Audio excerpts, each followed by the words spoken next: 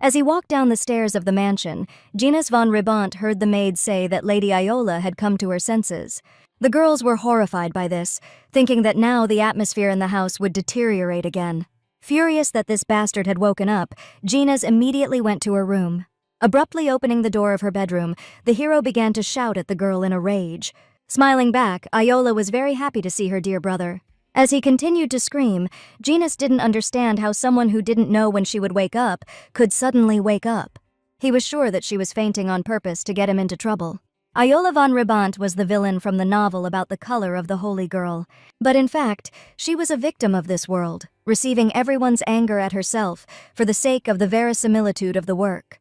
However, the main thing was that no matter what, she was truly a holy girl. At that moment, pointing his finger at her forehead, the hero thought that she should come up with some excuse. Although Gines was her brother, he looked more like a villain and went crazy from the inability to kill his sister. Instead of stopping her father, who bullied her, he also added fuel to the fire. In normal times, he didn't care about Iola, but as soon as he found out that she was awake, he immediately ran up. Apparently, in a past life, she kept silent, trying to hide the accident of falling from a horse. The heroine was surprised that they definitely rode horses together, but for some reason she was the only one who fell, which made Gines fall into a stupor. According to the story that the girl read, Iola should have been unconscious for much longer. Gines envied his sister, who rode better than him, and by whipping her horse, he pushed Iola off it. Staring at the girl in shock, the hero did not understand what she was saying. However, resentful that he was shifting the blame to his sister, Iola wanted her brother to apologize immediately. Grinning, Gines decided to clarify who she was talking to, even though there was no one else in the room. Deciding that she was completely crazy, the hero did not understand why he should apologize to such a bastard. After all, it was he who had to kill his sister's favorite horse, as it fell from it, so it is Iola who must apologize. Coming close to him, the heroine decided to find out if Gines knew why she fell off her horse. Not understanding what was happening, the hero saw such a manner of communication with his sister for the first time. She herself understood this because Iola in the original could not only not start a dialogue, the heroine could not even raise her head. Gines firmly decided that she fell because of her low origin and disgusting writing skills. Smiling calmly and starting to twist a strand of her hair with her finger, the girl decided to clarify whether this was the reason he would not apologize. Her brother didn't know what she believed or why she was acting so confidently, but even the crown prince didn't bother to pay her a visit while in a coma. Not understanding what these words were all about, Iola did not see any meaning in them. However, Gines was shocked that she couldn't even attract her fiancé, and considered her to be an empty space that only spoken could do. Pointing her finger at his chest, the heroine wondered if these were the words of a man who knocked his younger sister off a horse. She didn't know what he believed or why he was doing it, but there were still people at the racetrack that day who must have seen everything. Deeply confused, the hero began to shout furiously at his sister, considering all her words to be empty nonsense. Determined to see if he really thought so, Iola grabbed Gines by the collar, scaring him shivering. She decided that perhaps it would be worth visiting the Imperial Palace to check if these words were really nonsense. While the hero experienced an inexplicable and terrible fear of her, she wanted to know how low a person must be to behave like this. Believing that there was too much selfishness in him, Iola wanted her brother to watch his words in the future. And if he dared to say something like that in front of her again, he would very quickly regret it. Seeing his trembling face, the heroine realized that by using her saint power and speaking in a bold tone, she could make anyone tremble in fear. But this should not be surprising, because it was not even close to the fear that Iola felt. As a result, as soon as she let him go, Gines immediately ran out of her room, checking his heels. From such a sight, the girl was pierced by loud laughter, from which tears came to her eyes.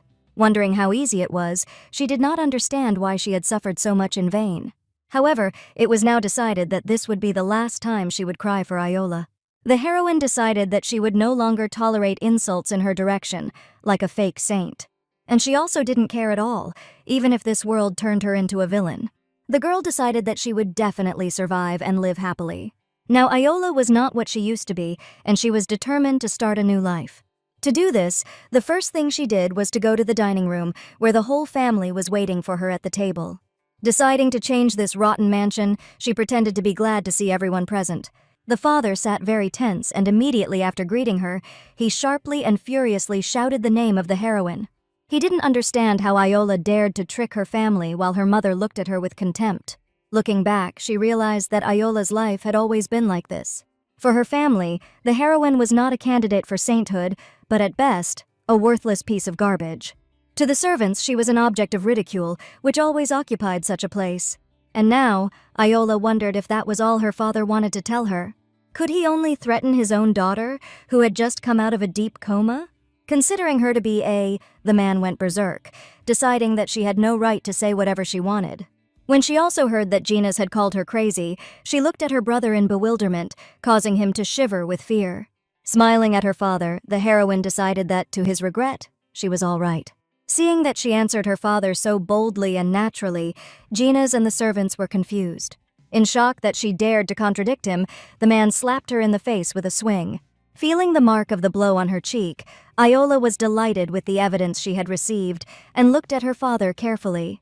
Now what will happen if everyone finds out that she, a candidate for a saint, is being abused in her own family? If her father wanted, he could strike again, because with such a face, she didn't know if she would be able to attract the crown prince. Dismayed and horrified by her words, the father looked angrily at his daughter, deciding that she had really gone mad. In response, Iola thought that he could lure the crown prince himself, because he wanted it so ardently that he even raised his hand against his daughter. Everyone looked at her in horror, and the man trembled at the fact that he could not answer anything. Thinking that he did not hear, the heroine wished her father to take the place of the crown princess. Not understanding how she dared to say all this, the man immediately kicked her out of his sight. Once alone, Iola breathed a sigh of relief that she would not be bothered for a while. However, it was impossible to relax, because it was still necessary to settle everything with one person. Namely, she was now about to meet with the crown prince. Iola von Rybont and Akonda von Irnus were two saint candidates born on the same day, at the same time. At the age of 18, at the ceremony, it will be determined which of them will become the true, holy, and real will become the wife of the heir. The crown prince himself believed that Akonda would certainly be a saint, but there was one problem. He was already engaged to the daughter of the Marquis de Rybont, and had it not been for this, the heir would have been with Akonda long ago. While he was thinking about this, sitting in the carriage, a knight knocked on his door, wishing to announce the arrival of a guest. Upon learning that it was Mrs. Iola von Rybont, the prince was shocked by the unexpected visit of the girl. In this life, it was possible to use the power of a saint that was manifested on the eve of death. This meant that the heroine clearly remembered the content of the original work, which she could not remember before. The crown prince, named Ophid ben Gias Hill, in the original work was a character with an obsessive personality. To those who do not like to deviate from the given path, the meeting with Akonda seemed to be an unexpected accident. He was hopelessly fascinated by the time he spent with her, and she entrusted him with all the duties of a crown prince. It is impossible to convey how passionate Ophid's view of Akonda was in the original, and later, he will not want to see Iola at all. Therefore, in order to avoid problems, the heroine decided to immediately move the story forward for several months and break off the engagement. If the father found out about it, of course, he would lose his temper, but there was nothing he could do. In addition, Iola intended to survive, abandoning the role of a villain and becoming happy no matter what. You will also need to meet with the Grey Cardinal Vigros, and there will definitely come a time when you will need his power. In a past life, the girl sincerely begged Ophid not to break off the engagement. However, the heir reacted very indifferently to this, leaving the heroine, as if throwing away an unnecessary dog. Getting into his carriage, the first thing Iola did was apologize for her sudden arrival. If you think about it, the girl's obsession with Ophid was due to the fact that she was a candidate for sainthood and his official bride. But for the prince himself, she was only a nominal bride, and he himself was busy luring Akonda, whom he considered a saint. Deciding that such an unfaithful man is definitely not for her, the heroine also apologized in advance for her rudeness. Ophid was glad that she was aware of her ignorance, thus relieving the hero of the need to point him out. With a languid sigh, Iola decided that there was nothing she could do about it, and hoped that His Highness would not be angry. Although she was his fiancé, was the prince really so busy that they couldn't even see each other in private? The heroine allegedly happened to be waiting for you near the Ernest mansion, and she heard a rumor that the heir could be seen here, so she came. With a change in face, Ophid decided that while he had visited Akonda often, they were only friends. Wanting to quickly change the subject, he wondered what Iola had come to him with. Smiling sincerely at His Highness, the girl was glad to announce that they were breaking off the engagement. Taken aback by the suddenness of what he heard, the prince did not understand whose engagement she was talking about. It was about them, because if Ophid found out that Iola was a real saint, he would definitely not let her go. In the novel, His Highness was passionate enough to give his soul to Akanda. However, despite this, the heroine saw him as an extremely cold person. As much as he loved Akanda, if it was all for his own benefit, then he was the one who would not hesitate to make the worst choice. And it was necessary to break off the engagement before it became known. Looking at him, the girl thought that for sure the real Iola was very thirsty for his love.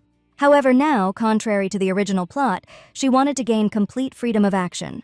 The heroine did not want to suffer from the pressure of the imperial palace in the future. Also, she was disgusted with forever obeying the will of the family, who shamelessly used the girl. Now she wanted to live for only one person, for herself.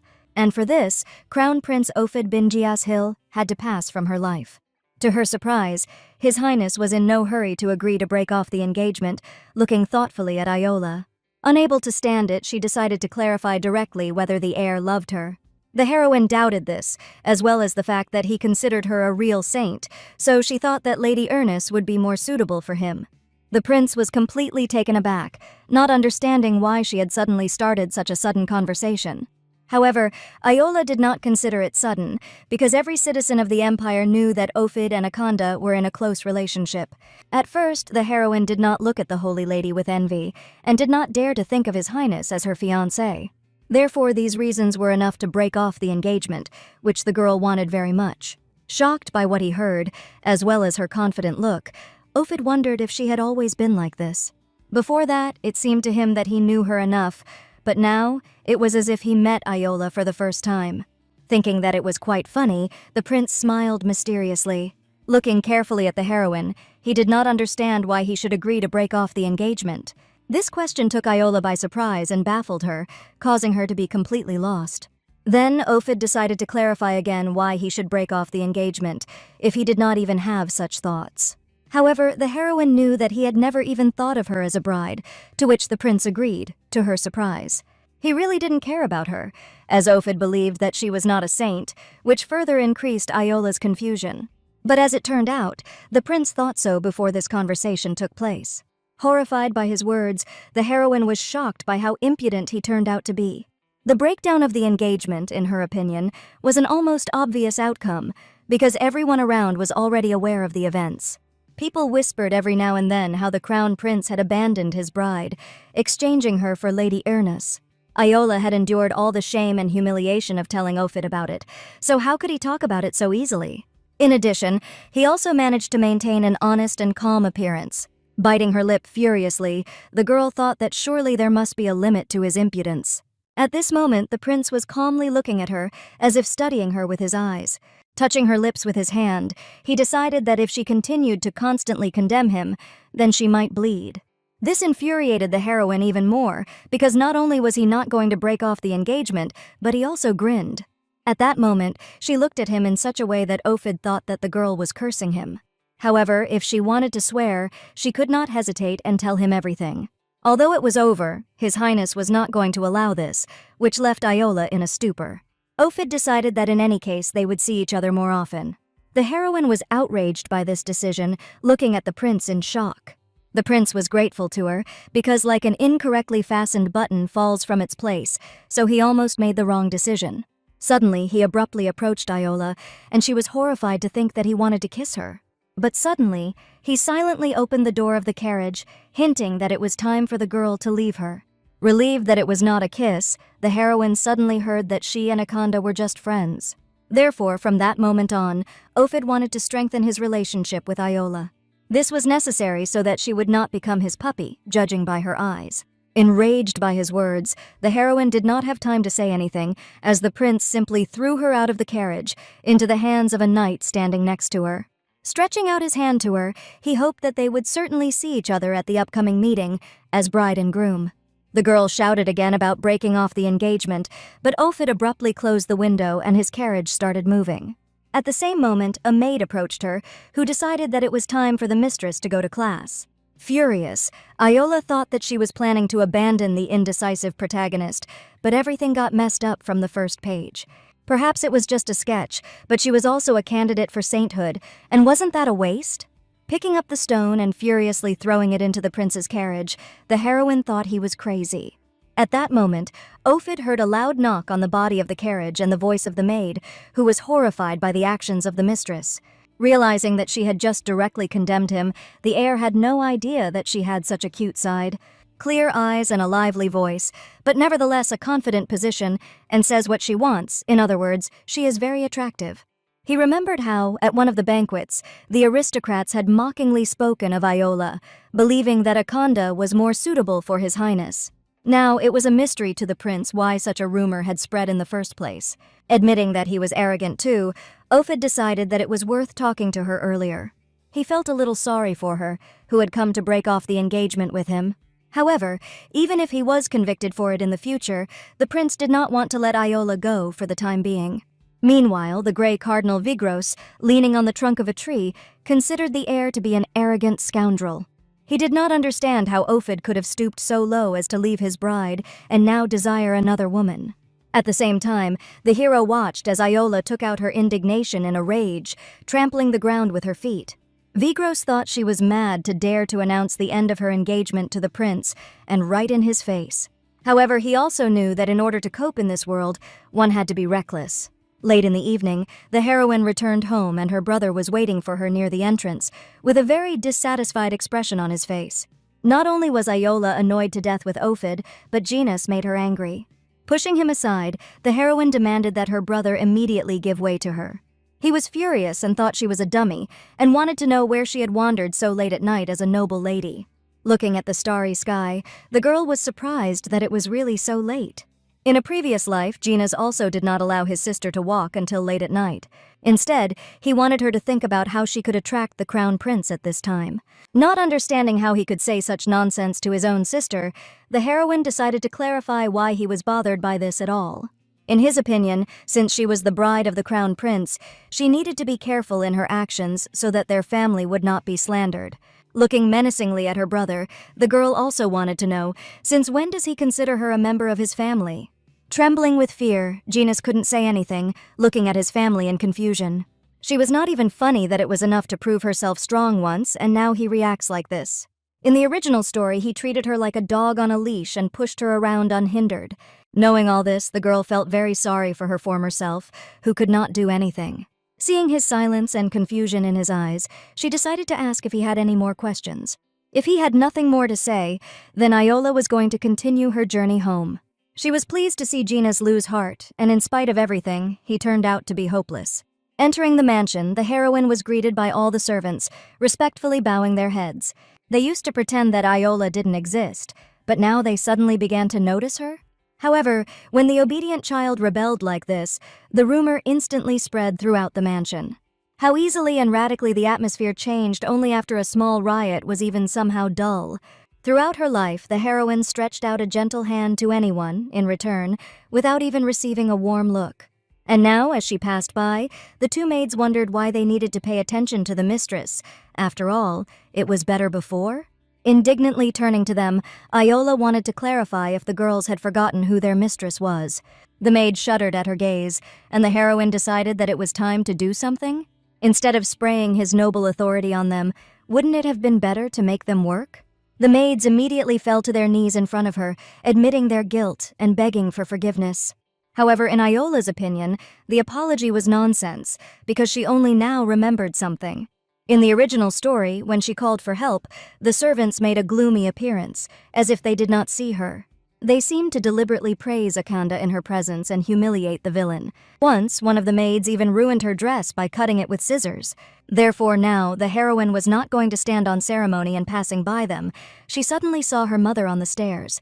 At this moment, she remembered that there had been a similar situation in the past.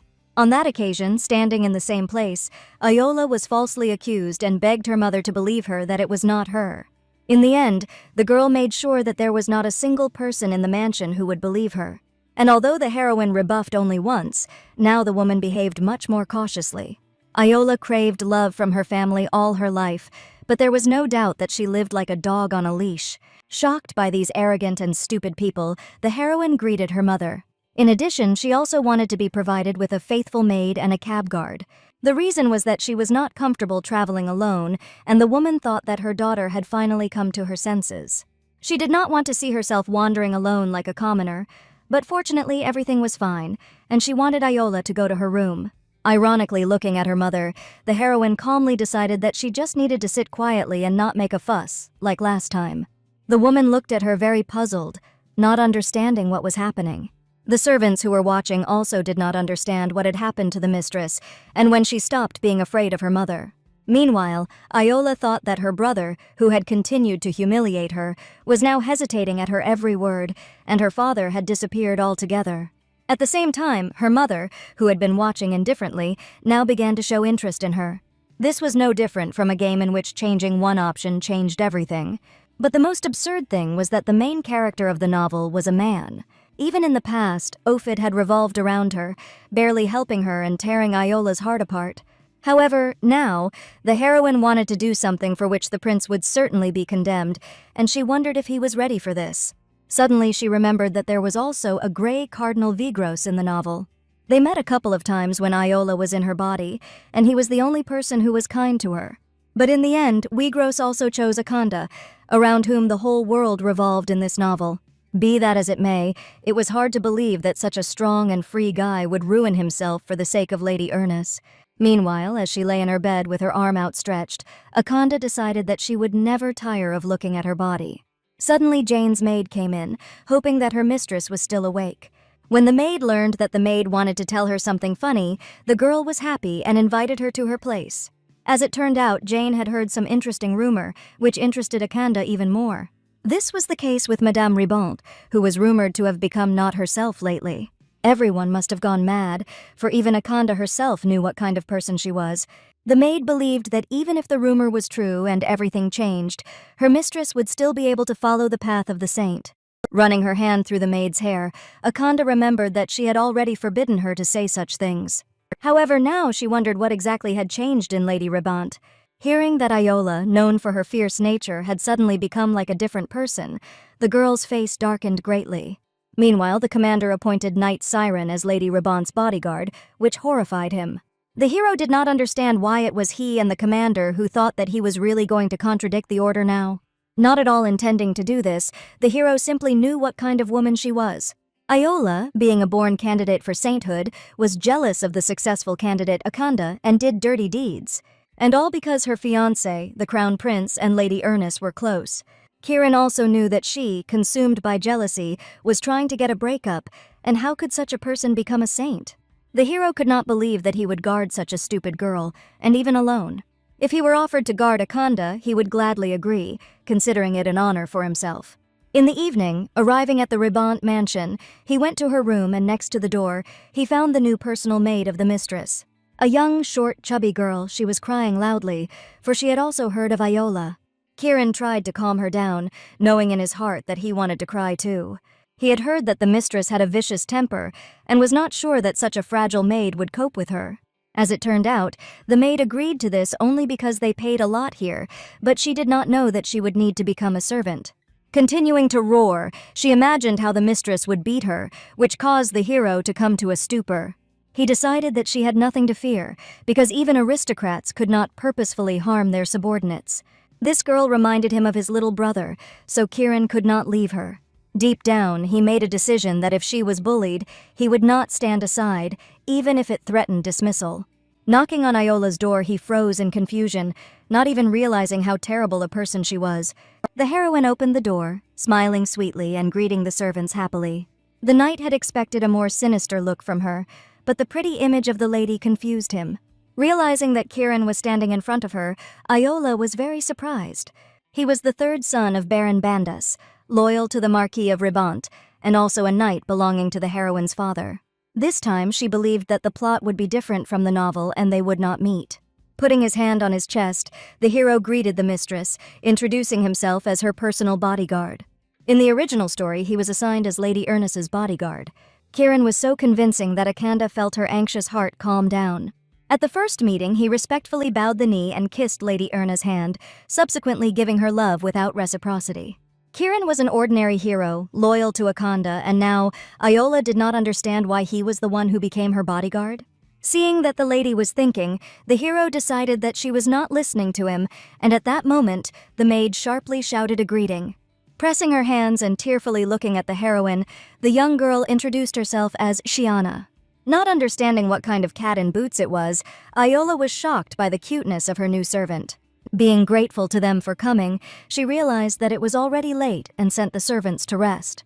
When he left, the heroine collapsed on the bed, thinking that there was too much for one day. Falling asleep, she had a dream in which she was in the place of teaching the holy maidens, where the teacher was conducting a lesson for a student. He shouted furiously at her as she couldn't remember a single word from the book. Young Iola trembled in front of him in fear as the man became indignant that she hadn't even remembered the third time. The heroine was surprised that this is how she looked before, when she did not know that she was a true saint. The teacher was perplexed. How could he not understand the lesson at least once, because there was a limit to practice? The mistress was a problem of his pride, and although it could not be solved by mere memorization, was it not possible to remember it at least once? Apologizing, the drooping Iola hoped that the teacher would explain everything to her one more time. But the man clapped the textbook in front of her, deciding that it was pointless, because she could not even remember the simplest ones. From this, she began to shake in tears, making him even more furious. He believed that a girl should try even harder until she understands, because this is elementary student etiquette. Hearing that she would like to understand at least half of it, like Akanda, Iola shuddered doomedly.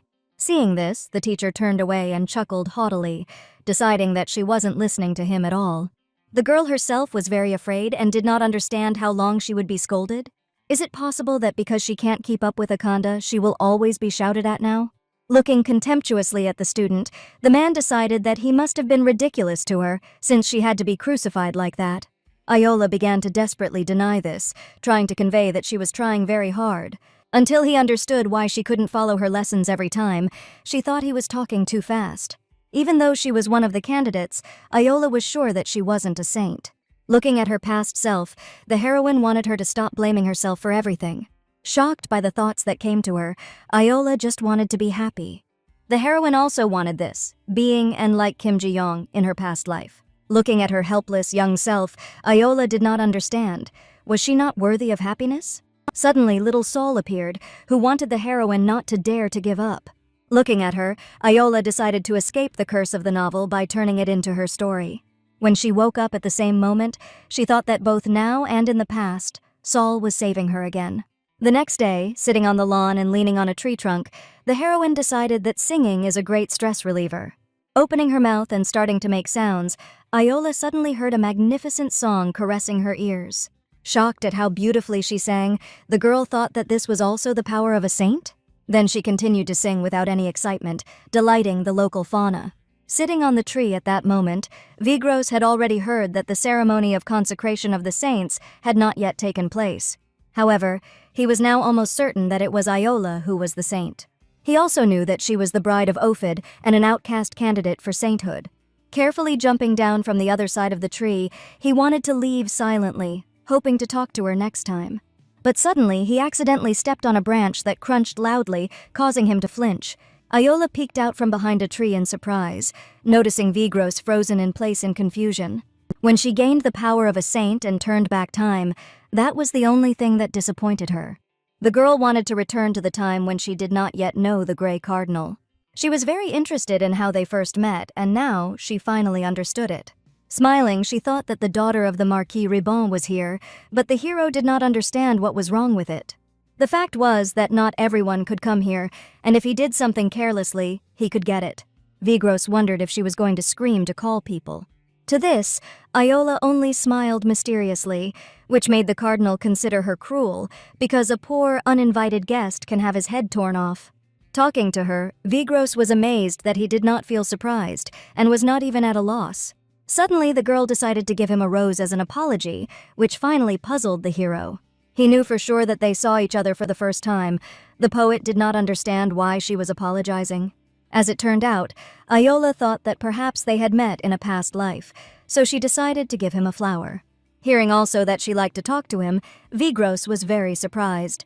He did not understand whether she was not afraid, but the heroine, on the contrary, was very comfortable next to him. In the original story, she could not say a word properly, and it was even difficult for her to breathe. And of course, now the hero did not know that time, he was the one thanks to whom Yahello could breathe deeply. Hearing for the first time that someone was comfortable with him, Vigros thanked the girl for the flower. He also liked her singing very much, which made the heroine a little confused. Vigros von Illa was a man that even the emperor could not easily touch. And although he was the one who gave Yahello a break, the hero was portrayed in the novel a little differently. The inhabitants of the empire jokingly intimidated disobedient children that for bad behavior, they could be taken away by Illa. Many people were generally afraid to approach him and just be nearby. Even the most arrogant nobles behaved cautiously with him, not trying to be unceremonious. It was all about his strength, because during the war, he destroyed many monsters with one spell, forming a river of their blood. But Akanda von Irnus, when she met him, did not even flinch with fear. Since she didn't judge people by rumors alone, she wasn't afraid of him at all. He thought that the girl would run away only after learning his real name, but to his surprise, she had no intention of doing so. The reason was that Akanda was well aware that he had done nothing to her. Then Vigros realized why Ophid kept her by his side at all times. The girl, thinking that the hero was disrespecting the crown prince, but the fact was that he thought she was beautiful.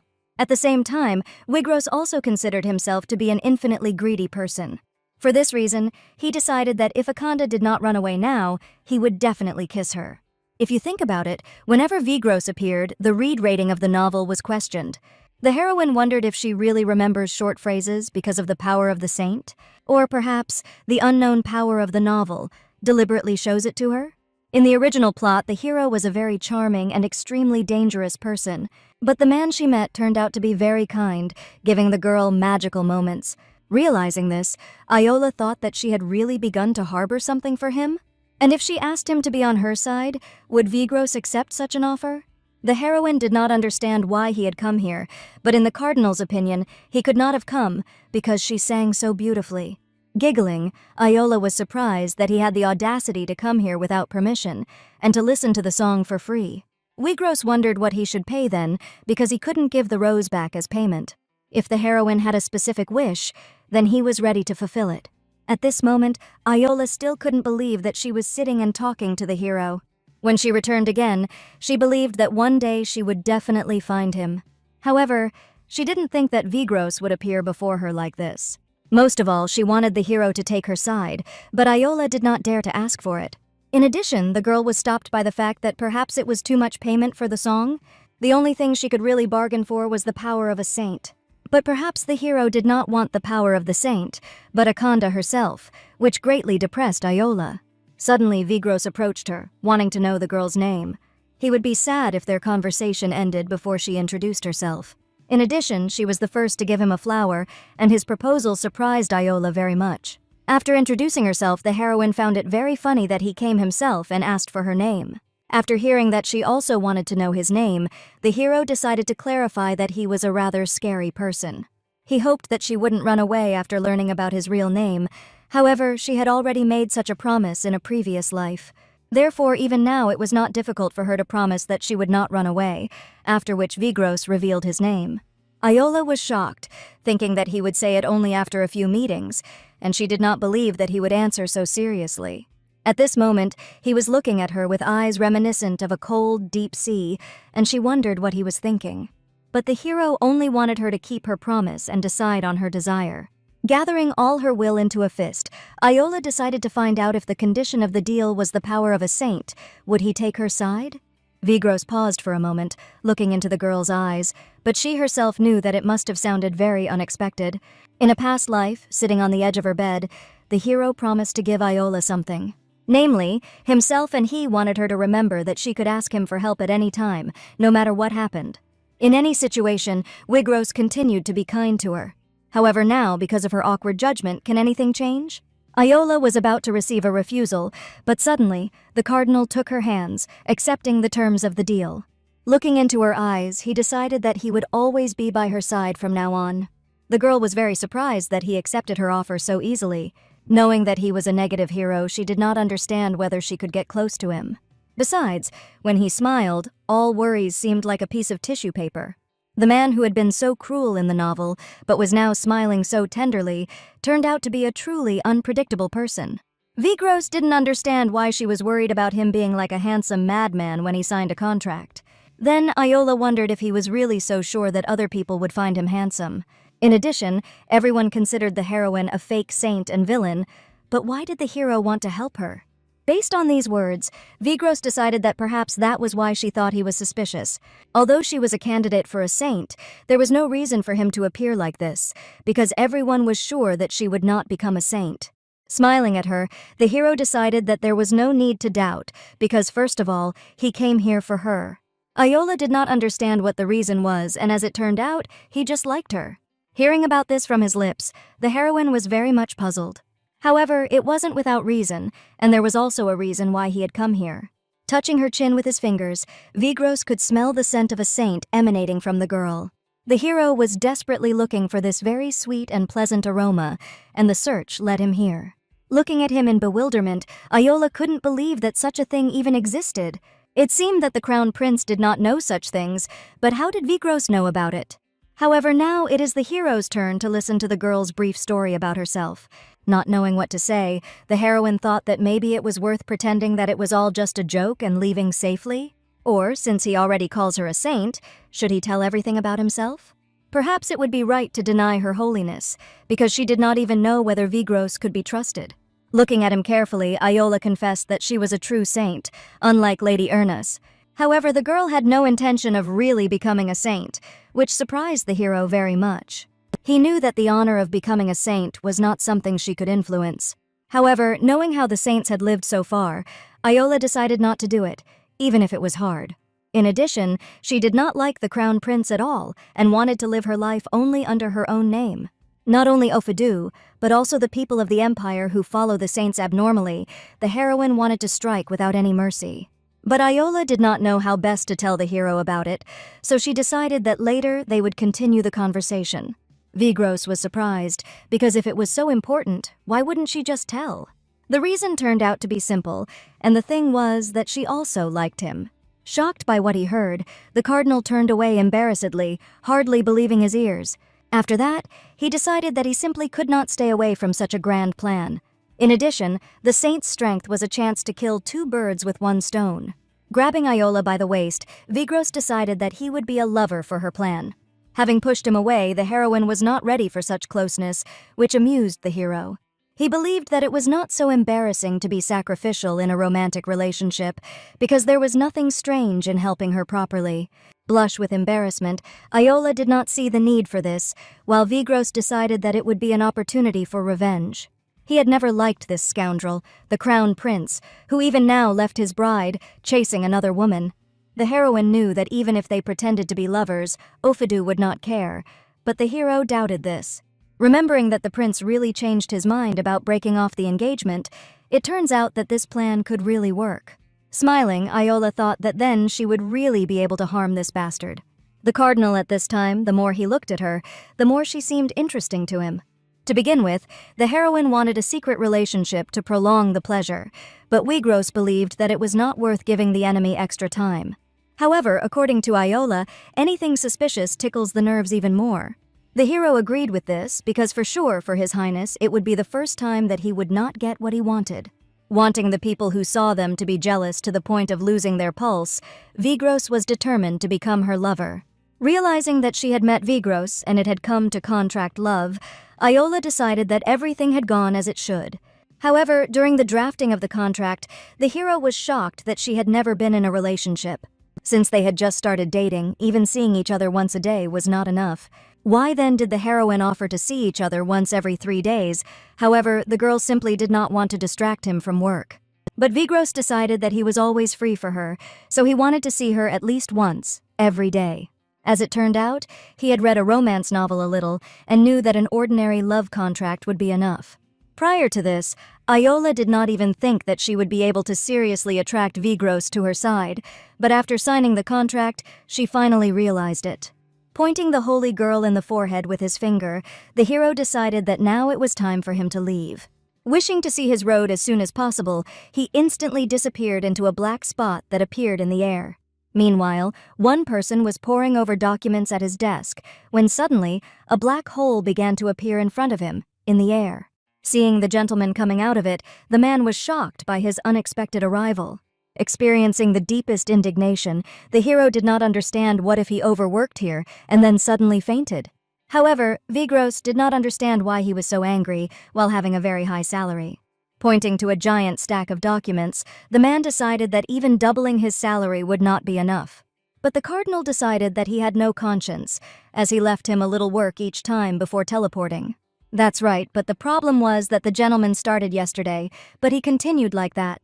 Having received the long-awaited signature from him, the man was happy, and the hero decided to ask him something. When Vigros wanted to know something, it always turned out to be a headache, so the subordinate looked at him in fear.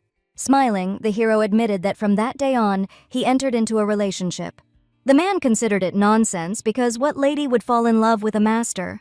However, after showing him the flower and telling him about the invitation, the hero brought his subordinate into a stupor. Looking suspiciously at the flower, he did not understand what kind of person could give it to Vigros. As it turned out, at first he was fascinated by the beautiful singing, and he followed it, after which he received a large rose as a gift. They also made a deal, and since the lady was one to keep her promises, the cardinal was determined to keep his own. Of course, he didn't tell his subordinate that this was just a fictitious contract, as it was a secret. However, the subordinate knew that the master had a habit of breaking promises and hoped that Vigros would not kill anyone. Smiling proudly and folding his arms over his chest, the hero decided that this is exactly how he is not going to kill anyone. The man was shocked, knowing that Vigros would not help anyone. However, this is exactly what the hero found funny. He couldn't remember exactly, but when he met this lady, Vigros had an incredibly familiar feeling. Then the man realized that he really liked someone, and since the gentleman had already taken a step, he could not be stopped now. Still, he didn't understand who this woman was who decided to give the flower to this monster. The next morning, Siana came to the mistress's room to wake her up. Before that, she had heard a lot from the other servants that Iola not only lacked recognition, she was also greedy and stupid. The maids warned her that if any of the heroine's belongings went missing, she would immediately accuse her maid of stealing. Siana remembered how, because her behavior was so different from her appearance, she had never been treated well. Deciding to be attentive and careful, she was very afraid that problems might arise here as well. Entering the mistress's chambers, she saw Iola sleeping sweetly in her bed. Looking at her carefully, Siana thought that the mistress was incredibly beautiful. The maid found it strange that her face did not show that she was an arrogant and inattentive noblewoman. Remembering how the heroine had greeted her affectionately the previous evening, Siana suddenly heard that she had woken up. Seeing the maid in front of her, Iola smiled at her, greeting her happily. Touched by this turn of events, Siana hoped that her mistress had slept well. Realizing that the maid was nervous about the rumors about her, the heroine thought she was surprised when she was suddenly called here. Deciding that she had never been treated so well, the girl admitted that she had come just to wake her up. In this case, Iola hoped that Siana would help her look good, to which she immediately agreed. Rushing from the place, the maid decided to bring water for washing herself first. Now she knew for sure that the mistress was kind and sweet, which meant that the rumors that she was a villain were a hoax. Having found out the truth, Siana decided to take the side of the heroine and prove to everyone that she is not at all what they say. Seeing how fast she ran away, Iola thought that she really looked that frightening. In her opinion, Siana was proof that she was not the same as before. Since there was no such person around before, the heroine believed that perhaps this is why he feels such tenderness for her. For some time, the family was busy avoiding communication and meetings with Iola. However, today, for some unknown reason, they gathered at the same table, waiting for her arrival. Sitting down on a chair with a straight face, the heroine wondered why everyone decided to gather today. Furiously slamming his fists on the table, his father thought that this was not the time for careless speeches. As it turned out, the Marquis had already heard the chatter at yesterday's tea party, and Iola realized that he was so angry about the situation with the Crown Prince. However, apparently, the father forgot that when she turned 12, he forbade his daughter to attend a tea party. Although the heroine is a candidate for sainthood, but how can she know where she has not been, and if her father is going to scold her, then you can at least name the reason. Seeing the Marquis begin to get up from the table with a furious look, Iola wondered if he was going to hit her. After all, she had already warned that if her father dared to raise his hand against her again, she would not tolerate it. The Marquis considered this blatant impudence because she was his daughter, which meant that he could raise her as he wanted. Calmly chewing a steak, the heroine was not delighted with its taste, although in a past life she could not help but throw herself at the meat. Seeing that she wasn't even looking at him, the Marquis jumped up in anger, thinking that his daughter was ignoring him. Suddenly, Gina's tried to calm him down, deciding that his sister had always been like this. Therefore, he did not want his father to be so angry, and the Marquis decided that his son was too kind. But the girl thought that she had not finished yet, which made her brother taken aback. However, it turned out that he interrupted her, and this was very rude of him. Probably, Gina simply forgot how he disgraced the heroine in front of everyone on her 15th birthday. Because of him, she became an inferior daughter, who was laughed at even by the servants, who at that moment were ready to fall through the ground. Angry, her mother did not understand how Ayola dared to bring herself together so rudely in the presence of her father. Although at the same time, she did not seem to be bothered by the fact that Ophid invited Akanda. However, the heroine knew that this was not the first time.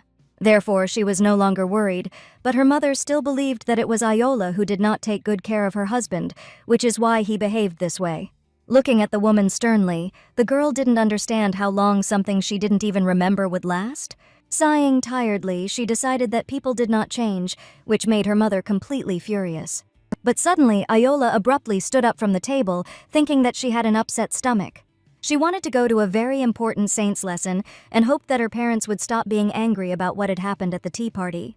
In addition, this is a lesson that my father learned from being obedient in the imperial palace.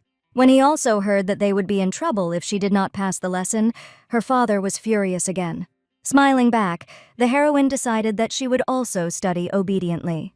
This woman's jealousy was unimaginable, and there was no end to her petty behavior.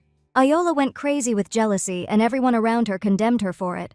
But it was something that a girl lost in jealousy would never hear, even if it was the prince she loved. Watching him walk away, embracing Akanda, the heroine, through tears, wished to kill her. The whisper, like a curse, reached Akanda's ears, who realized that Ayola still did not hate her. Her eyes were full of pity, and in fact, she wanted to make friends with the heroine. Akanda, who had everything, could not give anything to the heroine, who was so hungry for what she did not have. Ophid did not understand why his chosen one would feel sorry for this villain. Then he looked into the girl's gentle eyes, and Akanda felt her face flush. Then she remembered what had happened between her and Vigros the night before. With a sense of guilt that squeezed her heart, the girl stood on her tiptoes and kissed the prince on the cheek. What happened last night wasn't what she wanted, so Akanda decided that this was her first kiss. Closing her eyes, the girl felt Ophid approaching, staring passionately at her. Soon, a hot and passionate kiss enveloped Akanda's plump lips. Lying in her bed, the girl read this novel and did not understand how this world could be so perfect. She firmly believed that the life of Akanda, whom everyone loved, was her bright future. It had been a few years since her obsession with the novel, but thankfully, she adapted and calmly played the role of the kind, holy Akanda. After all, for her, it was a very tender and sweet world, in which she had already built a good relationship with the prince and was preparing to meet Vigros. Everything was going very smoothly, and one look or a gentle gesture was enough for her to get anyone into this world. Although she was ashamed, since in the novel Ayola was the bride of Ophid, as in the end, she turned out to be only a fake bride. Akanda was sure that the heroine would clearly love the prince and envy her. After all, she decided to make this world one in which Ophid would be gentle only to her. The next day, Ayola prepared for the trip and carefully chose the appropriate outfit. As Shiana looked at her with a smile, the other two maids didn't understand what she was digging into. Suddenly, the heroine decided to get rid of all the dresses, shocking the maids. The jewel-sparkling dresses were something that Kim Ji-young hadn't even touched in her previous life. But when she became Ayola, she wore them against her will, like a doll, to look like a worthy candidate for sainthood. One of the maids tried to reason with her, because the mistress especially needed to wear a purple dress today. But as it turned out, the heroine simply did not like clothes that cut off her breasts so much. Thinking that this was even the crown prince's preference, Ayola began to throw her dresses to the sides. Also, in her wardrobe there were clothes specially designed for personal meetings of the girl with his majesty. But in reality, Ophid forgot about her and was constantly boating with Akanda, so it was useless. Suddenly she found a dress for the trip, and seeing it, Siana was surprised by the choice of the mistress. It turned out to be quite modest and reserved, but the maid was still sure that her mistress would look good in it. Seeing how well they got along with Ayola, the other maids looked at the girl with envy and bewilderment. Now that the clothes were finished, it was necessary to set off as soon as possible to the mansion of the saint. After changing clothes, the heroine got into the carriage with Siana, after which they set off. The more Ayola looked at the maid, the more she reminded her of Saul, Kim Ji-en's friend. Remembering this girl who sacrificed herself for her, the heroine hoped that now she was happy. Noticing that the mistress was a little gloomy, Siana decided to clarify if she was okay. Ayola was surprised that she was not afraid of her, because at the first meeting, the maid was shaking so much that even the heroine herself was frightened. After convulsively bowing to her as an apology, the maid mistakenly thought she looked like a ghost just because of the rumors. However, she now knew that Lady Ribant was not someone who was angry for no reason, and she was not a villainess at all. Siana herself noticed that other members of the family went beyond the boundaries of what was allowed in relation to her. Therefore, being her personal servant, the girl decided to always be by her side, which strongly reminded Ayola of Saul. Sincerely smiling in response, the heroine thanked her maid from the bottom of her heart for her kind words. In the meantime, the carriage stopped, and as it turned out, they had already arrived at the place. As soon as they stepped outside, Kiran approached Ayola, wanting to accompany her mistress. Having given her consent, the heroine understood that the reason for his escort was not as obvious as it seemed. A knight with a brilliant future, he became just an escort to a lady to whom he probably disliked. In a past life, vowing to protect Akanda, he saved her from an attack by bandits, after which Ophid arrived. That time it looked like Ayola had staged the attack, which made him furious. Kiran may have gone mad with jealousy, having lost his noble dignity, but he could not believe that the heroine decided to kill Akanda. Not understanding how she dared to do this to a kind and gentle man, the knight suppressed his seething anger and put away his sword. At this moment, the crown prince was holding Akanda close to him, angrily looking around. Kiran decided that this woman, Ayola, had better disappear from this world as soon as possible. He wanted to put an end to this outrage on his own, so that Akanda could enjoy only beautiful things. Now, it annoyed the heroine who even thought about it saw this scene. If you think about it, similar things happened before I returned. That time, during a hunting competition, there was a misunderstanding, and she went to look for Akanda. In the end, she fell for the trick, and at that moment, it was painful again. In the end, the incident also turned out to be an invention of Akanda, but no one believed it. Back then, Ayola believed that the girl was on her side, but now everything was different. Noticing the strange expression on her face, Kiran decided to clarify if the mistress was all right. Turning to him, the heroine thought that perhaps, as in the novel, the knight would one day decide to kill her. Deciding not to let her guard down, she pretended to just think for a moment. Upon entering the saint's mansion, Ayola immediately went to the library to attend a lesson with the teacher. As she sat at her desk, flipping through her textbooks, she decided that she should have visited this place a long time ago. Even if she wanted to know more about the saint, the heroine had no one to go to and no one to ask. After all, since Akanda was in the center of the original plot, there was no such description of the saint anywhere. Moreover, it was almost obvious that the imperial palace was hiding something. The only thing Ayola was sure of was that all saints marry the emperor.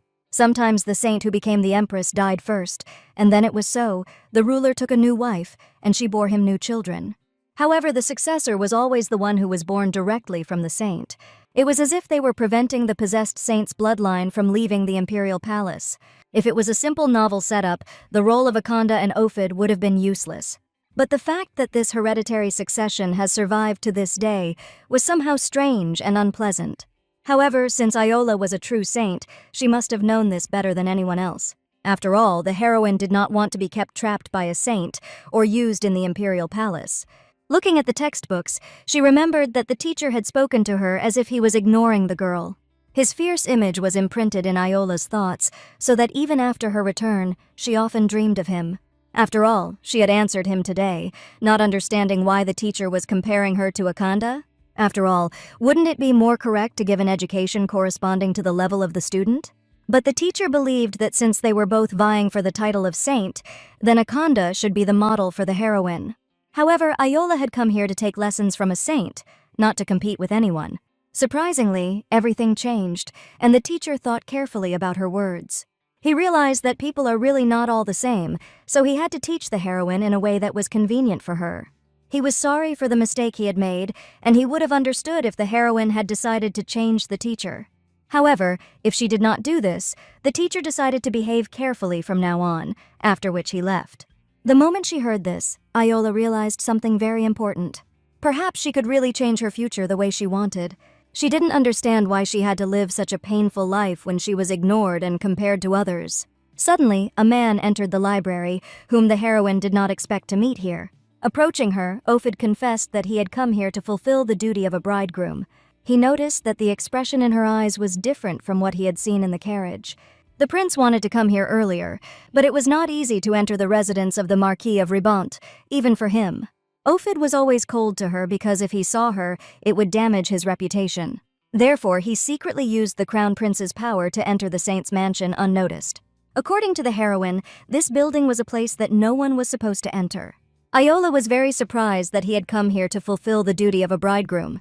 At this moment, Kiran, who was standing around the corner, cleared his throat, asking the gentleman for forgiveness.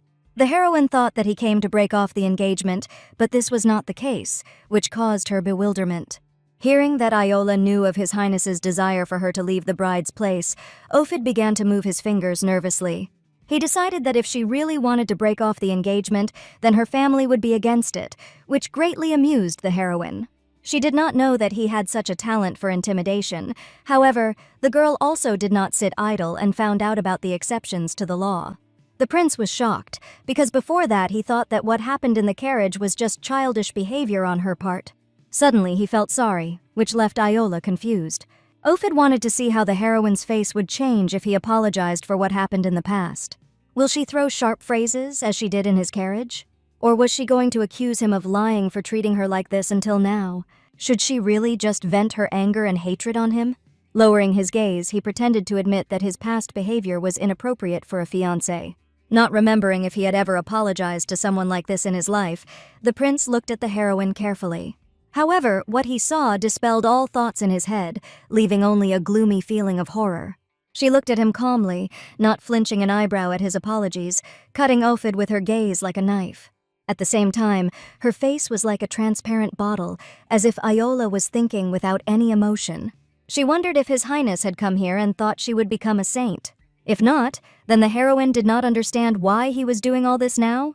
Looking at her in fright, the prince did not understand whether the real Yahello von Ribont was standing in front of him. After all, true rage shone in her eyes, as if he was the enemy of her whole life. Still, Ophid liked such an expression more than an empty one. If he had nothing more to say, the heroine decided to tell about his innermost thoughts herself. She decided to quote the prince's words, which he would say to her much later in the original plot. For starters, he wondered if Lady Ribont really thought she was going to be a saint. Is it not because she attends classes for the saint and never loses sight of the name of the candidate for sainthood that she hopes to receive this power? It seemed that the rumors Ophid had heard were not true, and he wondered if she was sure of her position. As everyone knew, things were not going so smoothly in the empire, which is why he wanted to consolidate his imperial power even more. But Yahello was a hindrance, and no one said that she would become a saint. Ophid considered himself more confident and perfect than anyone, so he wanted a holy woman as his wife. He wanted the heroine to think hard about whether she could really become a saint. The prince doubted this and could not choose her as his wife. Therefore, he wanted to break off the engagement with her today, which she sincerely wished now. Shocked by what he heard, Ophid was completely sure that he had never told her that. But the heroine knew that in the future he would certainly tell her so, because he loved Lady Ernest. Indignant at her words, the prince decided to remind her that he and Akanda were just friends. However, when a man who has a fiancé keeps seeing another woman, wouldn't anyone think so? Realizing that the reason for her anger was that he was seeing someone else, Ophid suddenly began to smile. Horrified that he did not understand her, Yahello felt a sense of Spanish shame. Surprised at his persistence, she thought that only if she grabbed his pants and lost heart, then he would agree to end the marriage. Apologizing to the lady, Ophid decided to invite her as soon as possible. Enraged, Yahello hoped that he wanted to invite her to break off their engagement. Deciding that he would contact her when the schedule was set, the prince gently kissed the heroine's hand. Now that he knew everything, Ophid did not want to let her go first. Hearing also that he would never give up on her, Jane, who was eavesdropping on their conversation, was horrified. She immediately ran to her mistress, not understanding how this could even happen. Running into the ladies' room, she saw Akanda peacefully drinking tea at the table. Falling to the floor in front of her, the maid gathered her strength to tell what had happened. When Lady Ernest heard her begin to chatter, the first thing she wanted was for her to calm down. When Akanda learned from her that Ophid had met with Iola, she looked thoughtfully into her cup of tea. This didn't bother her much, but when Lady Ernest heard that he had decided to stick to his role as a fiancé, she was furious. Slamming her fist furiously on the table, she frightened Jane into goosebumps. Closing her eyes in fear and lowering her head, the maid saw her mistress so angry for the first time. Raising her head, Akanda realized that it was not the girl's fault. Realizing that it was all Ophid's fault, Lady Ernest wanted to ask Jane about one thing. Not knowing in advance what it would be, the maid was sure that she would certainly cope. She also began to blame the air for everything and was ready to do anything, even to poison Iola. Returning home in the evening, the heroine was again met on the threshold by her enraged brother. He wanted to know what Iola had done that the crown prince himself had sent her a letter. Ordering him to move away and not interfere, the girl sharply hit him on the leg with her heel. This stunned Siana and Karine, who accompanied her to her chambers. They silently began to climb the stairs after the mistress, hearing the painful moans of Gina's who rolled on the floor, holding on to his leg. All day, the knight watched the heroine very carefully. It was a real shock for him when she herself wished for a speedy break off the engagement. In addition, the crown prince was actually clinging to her, which was very different from the rumors. As she approached her room, she stopped suddenly, puzzled her servants. As she began to open the door, she turned to them, deciding that Siana was free for the day. As for Kieran, he should have stopped thinking about useless things and gone to rest as soon as possible. After a while, she saw Saul again, who did not understand why the heroine ate so little. Looking carefully into Kim Ji-young's eyes, she wanted to go and eat with her. Daily expenses were modest, but there was still no payment for training, and the girl was deceived at a part-time job. At the moment when she cried, as if there was no one in the world around, as if Saul had magically appeared. Kim was sure that she just felt sorry for her because she continued to be influenced by others. However, despite everything, the girl not only felt sorry for her, but everything was much deeper. Kim was her precious friend, and she only did it out of love for her. When Iola woke up and opened her eyes, she felt tears streaming down her face. The heroine was shocked that because of this vile crown prince, she even cried in her sleep. Suddenly, a bird outside the window also considered Ophid a scoundrel, which stunned the girl. However, the intonation with which the crow said this seemed familiar to Iola, and suddenly she understood. She hurried to open the window wider so that the hero could enter the room. Once there, Vigros instantly transformed into a human, appearing in front of the heroine. Approaching and taking her by the face, he did not understand why she was crying. Remembering his promise to be by her side, he wanted to take what exactly upset Iola. However, the girl was so stunned by his question that she couldn't say anything in response. Then he plopped down on the bed next to her, deciding to ask if she knew how creepy Duke Illa was on the mainland.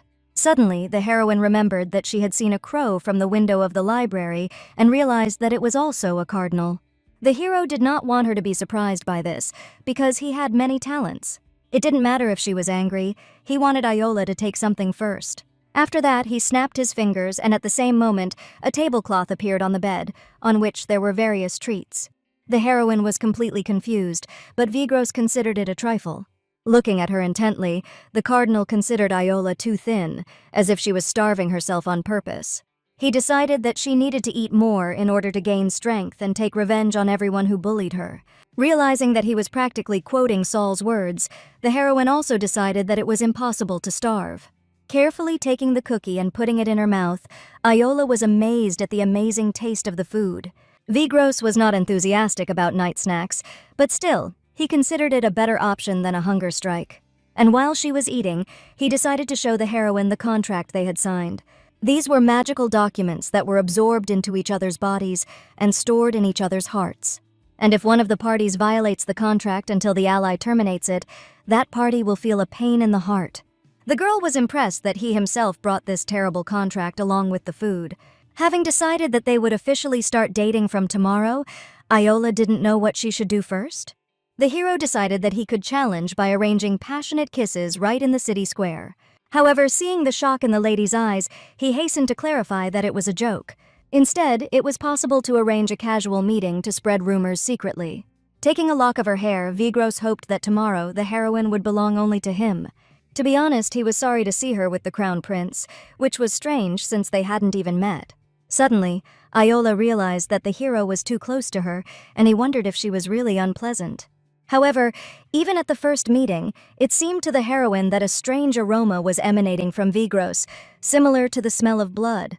Looking at him suspiciously, she did not understand what the hero had managed to do. But when you think about what kind of person he was, it's not hard to imagine that he was up to something. Not understanding why he needed it, the heroine suddenly heard the invitation to go on a date tomorrow again. The hero intended to arrange such a sweet meeting that the crown prince would definitely go crazy with jealousy. Shocked by how hard her heart was pounding, the girl agreed. The next day, Ophid was strolling in the imperial palace, accompanied by servants. Meanwhile, he thought a lot and did not understand why he hated Iola even before they met, and did not want to see her. Suddenly, he saw ahead of him Akanda, whom he had liked even before they met. The prince decided that she had come to the emperor, but as it turned out, the girl missed him. If you think about it, in the palace, to which the bride Iola could not come just like that, Akanda could come and go whenever she wanted. Ophid himself was shocked, because she was not even a saint, when suddenly, the girl wondered if he was going to detain her. Since it was already late, the prince decided that it would be better for her to stay in the room of the imperial palace. Agreeing with him, she wished that His Highness should accompany her there. The next morning, standing outside the Ribont mansion, Siana tried to prove to Kieran that their mistress was a very kind person. However, no matter how much he thought about it, the knight could not think that this was so, but the maid decided that he was simply unaware. Then, leaning over her, Kieran thought that Siana had already taken the bait of this witch's deceitful charm, which greatly outraged the heroine. Iola was not a witch at all, and in general, how can you speak in such a way about your mistress? Sighing, the knight wanted the maid to stop teaching him about life, considering Iola a villain. Shocked by such words, tears flowed from Siana's eyes, and she began to beat the knight on the armor, trying to get through to him. Hearing that she continued to cover for the mistress, Kieran thought it was completely absurd. After all, who first roared like a victim who was dragged here by a villain? On the other hand, the knight himself understood that this mansion was strange, but he tried not to think about it. Who knows, there may be hidden circumstances everywhere, so Kieran did not rush to conclusions. However, Siana knew that he was always outside, and she thought it was strange that their mistress Iola had been mistreated by everyone. When she heard from him that even dogs laugh at the heroine, she did not understand why he hated his mistress so much. But according to Kieran, many people in the Empire hated Iola von Ribont. Looking at him carefully, Siana decided that it was because they had not met the lady in person. The knight had nothing to say to this, and he looked at the girl in confusion. She wanted to know if he disliked the mistress after meeting her in person, but Kieran didn't think it mattered. Confused by his words, Siana did not understand what was important in this case, in the hero's opinion. Thinking about it, he decided that the Marquis of Ribont was really not an affectionate father. But it's not that Iola is brought up with coldness, and not with love and care, is it? On top of that, she was a famous woman who, with her behavior, brought shame on herself throughout the empire. On the other hand, the hero personally saw that the attitude of the crown prince towards her was radically different from the rumors. Covering his face with his hand, Kieran considered himself a disgusting guard, if he thought so of his mistress. He only dreamed of the day when he would brandish his sword for the sake of Lady Akanda. Suddenly, the heroes heard a loud bang from the blow coming from the mansion. Running there, the knight had a thought that everything was really as Siana said, and what if she was right? Going inside, they saw the mother of the family and the maid standing in front of them, holding her face. Approaching the other two servants, they wanted to know what was going on, but as it turned out, the woman was just setting an example. Not understanding what example she was talking about, Siana decided to clarify this question. To their horror, it turned out that this was an example of how she was going to raise her naughty daughter. Looking carefully at the maids, the knight was surprised that she was being beaten, but she was still acting like this. He was once again convinced that not only the Marquise, but everyone in this mansion was strange. Suddenly, Iola began to walk down the stairs, not understanding what her mother was doing here. Hearing her voice, the woman turned, looking furiously at her daughter as if she were an annoying insect. At the same moment, she struck the maid again, and the other servants blamed Iola for being subjected to such humiliation. The heroine had already asked a question, but without receiving an answer, she decided that her mother did not want to talk, and she could leave. Watching what was happening, Kieran realized that perhaps it was all for educational purposes. However, seeing the woman's gaze, he did not understand how a mother could look at a child like that. The Marquise wanted to know if Iola had really refused the dress she had prepared for her. It turned out to be true, because it was not at all to her taste. The woman became even more furious, not understanding how she even dared to do this. In response, Iola thought that since she was not a doll, but her daughter, she could afford to choose the dress she wanted. At the same moment, the woman went berserk and slapped her with all her strength. Feeling the wound from the blow, the heroine did not understand what kind of scapegoat she was. Smiling at her mother, she thought that she would be in big trouble if she hit her like that again. The mother was horrified by her words, realizing that her daughter was again threatening to sue and deciding that she was completely crazy.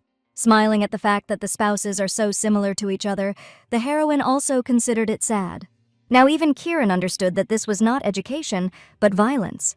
However, he continued to convince himself that there was clearly something wrong with this woman. Suddenly, Sienna could not stand it anymore and decided to stand up for her mistress, not understanding how the Empress could behave like this. The servants immediately began to contradict her, believing that only Iola was to blame for everything, but some were already beginning to doubt this. But suddenly the loud voice of the heroine was heard, who wanted them to be quiet. Moreover, they even tore one of her dresses to pieces, instead of selling it and helping those in need. The mother reluctantly did not understand, since when her daughter had become such a kind saint, and thought that it was worth hitting her again. However, the heroine decided that the mother should stop now if she and her father did not want to appear in court. Touching her earring, Iola didn't know what they were, but she certainly had nothing to fear. Throwing her hand away, the woman again couldn't understand how the girl dared to be so impudent to her. In addition, looking at the beaten maid, the heroine wanted her mother to stop taking out her anger on those who are dear to her. After all, they have done nothing wrong and do not deserve such an attitude towards themselves. You couldn't give yourself the right to be careless just because you get paid. Blushing with shame and rage, the woman could not answer, and disgraced, she walked away. Looking at each other in surprise, the other maids didn't understand when their mistress had become so cool. Later, the heroine drank tea at the table, in the company of Gina's and in the presence of servants. Looking at his displeased face, she thought that this mansion would not leave her alone. At some point, she could not stand it and decided that if he had something to say, then let him talk, and not spoil her mood. Gina's only wanted to know why she treated her parents like this. After all, they were all part of the same family. The heroine was not in the mood for a pleasant conversation now, so she did not want her brother to start a quarrel. Gina's was sure that no matter if she became a saint or not, she would still live according to her father's will. Hearing this, Iola wondered who had decided that, because her brother couldn't have counted it himself. However, in his opinion, this was the law of the aristocracy and nothing would work if his sister went mad alone. But the heroine was not mad, but was going to leave here, so her brother had to watch his words. Gina's wanted to answer, but at that moment a maid came up to Iola and, apologizing for bothering her, handed her a letter. Seeing the imperial emblem on it, his brother was confused. Iola was surprised at how everything coincided, and it seemed that they really tried. Seeing Gina's face, the heroine ordered him not to even think about calling his parents here. He was shocked, because they had been waiting for this for so long, but the girl herself knew it very well. Then her brother demanded to explain what kind of relationship they had with the crown prince, but she decided not to explain anything. His Highness had never sent her a letter before, and this time it was even suitable for an invitation. Smiling, Iola decided that the prince must have been in a different mood before. However, it was not a family affair, and having decided to take care of it on her own, the heroine did not want her brother to worry. He began to shout furiously, not understanding how much longer she planned to behave like this, because even indulgence has a limit. Frozen for a second, the girl grinned ominously, after which, with a smile, she looked attentively at Gina's. Suddenly, she jumped abruptly over the table and found herself in front of it, which greatly frightened Kieran and Sienna. Grabbing her brother by the collar, she decided that, although no one knew, he did not dare to say such things to her. And even if Iola remained silent, she would also not forget what happened at the racetrack. Hearing this, Gina shivered in fear and looked at his sister in horror. After that, she abruptly threw him aside and several servants ran over to help the hero get up. Meanwhile, Iola hoped that her brother would finally realize that he had become a stranger to her. Therefore, he should not be lenient, because she will not be like that either, and it is better for him to remember what may happen in the future. A little later, at the invitation of His Highness, the heroine arrived at the imperial palace. Of course, the heir sometimes invites people here, but he offered to meet where, in a previous life, broke off the engagement with Iola. At that moment, the only thing the girl wanted was to die. When she first came here, she had hoped that something would change. The heroine was so full of fear and expectation that the despair of complete destruction turned out to be too great. Apparently, Ophid was the cursed male protagonist of this story. As she walked on, she thought that she had never looked so closely here. Since it was an imperial palace, there were books of extraordinary rarity in the reception room. It didn't matter now, because she didn't understand the prince's actions anyway. Who had called her just to chat? Maybe tomorrow rumors will already spread in high society, and parents will also find out. Besides, this was definitely not the time for her saintly power to be unleashed. Recently, thanks to the information found in the book, the heroine tested her strength. And if Ophid finds out that she has the power of a saint, he will never break off his engagement to her. Upon meeting him, she greeted the little son of the empire, and the prince decided that there was no need for formalities. He was just hoping that Iola had been calm the night before, and as it turned out, everything was the same. However, for His Highness, who hoped for her peace, these words were not enough. If the heroine did not know everything, she would think that there is tenderness in his words, but such things will no longer affect her. She believed that, as in the original, the prince would live with Akanda, and Iola would live her happy life. The girl wondered why the prince had invited her, and as it turned out, remembering his promise, he wanted to spend more time with her. However, in her opinion, if he does this, then problems may arise. In this situation, everyone considered Akanda a saint, and Ophid would have problems if his actions did not correspond to the interests of others, especially if he sees such an undesirable woman as Iola. At these words, His Highness was confused and dismayed, deciding to apologize for causing trouble to the girl. He was a little confused and had a terrible and painful feeling when something he knew well was ruthlessly shaken. Looking at the shaking prince, the heroine did not understand where his arrogance had suddenly gone. Why did he now look like a child who could burst into tears at any moment? It was like herself when Ophid broke off his engagement to her in the past. In front of him, Iola suffered as if the world had collapsed as he calmly and coldly rejected her.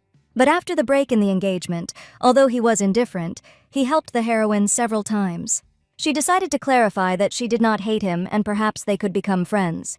But their engagement will be broken off in any case, and His Highness will marry Lady Ernest. And if the prince is not going to take responsibility, then you should not be friendly. Hearing about the responsibility, Ophid thoughtfully rested his head on his hand and looked away. Iola believed that it was better to let the groom lose his temper than to be tough, but it was not enough to pretend to be kind little by little. Ophid was perplexed, because could his actions really hurt the girl? Deep down, he thought that the heroine still loved him, but now he began to doubt it himself. Before, looking into her eyes, he saw himself, but now, his reflection disappeared from them. Deciding to say something to her, the prince suddenly heard the announcement of the arrival of a guest. Falling into a stupor, he looked at the door in bewilderment, not understanding who it could be. Unlike him, Iola was glad that the moment had finally come when the story of the novel began anew. Only one person could commit such a bold act of disrespect without even warning about his visit through the servants. She was also the only lady in the world who was forgiven for everything she did. Entering the reception room, Akanda von Irnas immediately pounced on the prince with an embrace, joyfully greeting him. As it turned out, the location and structure of Akanda and Iola's first meeting were the same as before they returned. In the past, Lady Irnas appeared here at the moment of the breakdown of the engagement, bringing Iola suffering. Suddenly, the heroine was distracted from her tea, noticing something strange and carefully looking at this couple. While the joyful Akanda insolently clung to His Highness, Ophid looked very puzzled. Not understanding why he had such a reaction, Iola continued to stare at the prince. Suddenly, it dawned on her face that His Highness was not pleased with Lady Ernest, which shocked the heroine. Although Akanda often visited the imperial palace, she officially informed His Highness before she arrived. The prince knew for sure that this time there was no notice, and the girl herself was already here in the morning, but for some reason she came again. Seeing his confusion, Akanda was very surprised, waving her hand in front of his face.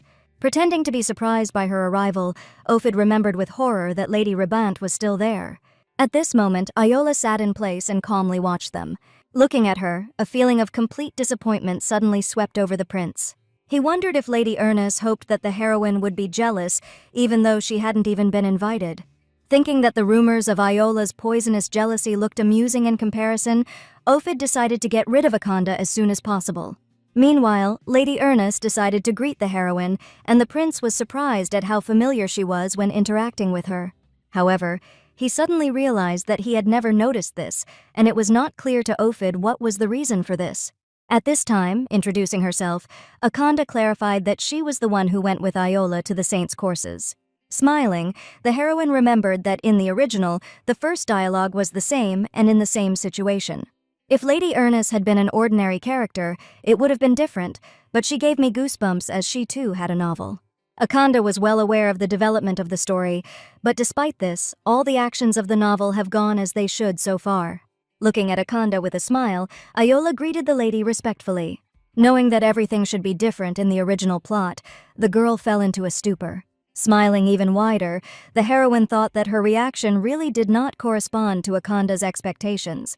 For her, Iola was just a doll to play with, because this decoration would perfectly decorate her life.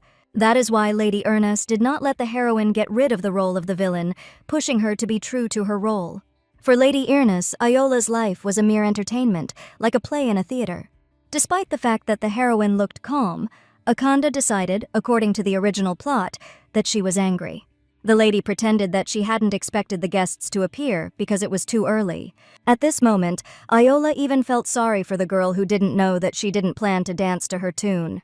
Ignoring the lady, the heroine turned to His Highness, confusing her. Looking surprised and confused, Iola wondered if the prince and Lady Ernest had invited her. Coughing, Ophid considered this a misunderstanding, because he and Akanda were friends, and there were no restrictions on entering the palace. Seeing how zealously he protected the lady, Iola thought that it was because she was the main character. Although he has always been like this, and even in the past, at the debut of Girls in Society, Ophid fell for the trick of Lady Ernest. At a reception in their honor, he and Akanda were in identical dresses, for which a lot of condemnation was poured out on the heroine. In fact, Lady Ernest notified Iola of her intention to wear an orange dress, but in the end, she deceived her into putting her in a bad light. And while all the people shamed the heroine, who stood in confusion, the prince simply passed by and went to console Lady Ernest. And now, Iola didn't want Akanda to apologize, because her visit was because her relationship with His Highness was special. However, it was a good option, and the heroine just had an appointment right after this one. After saying goodbye, she wished the two of them a pleasant time alone.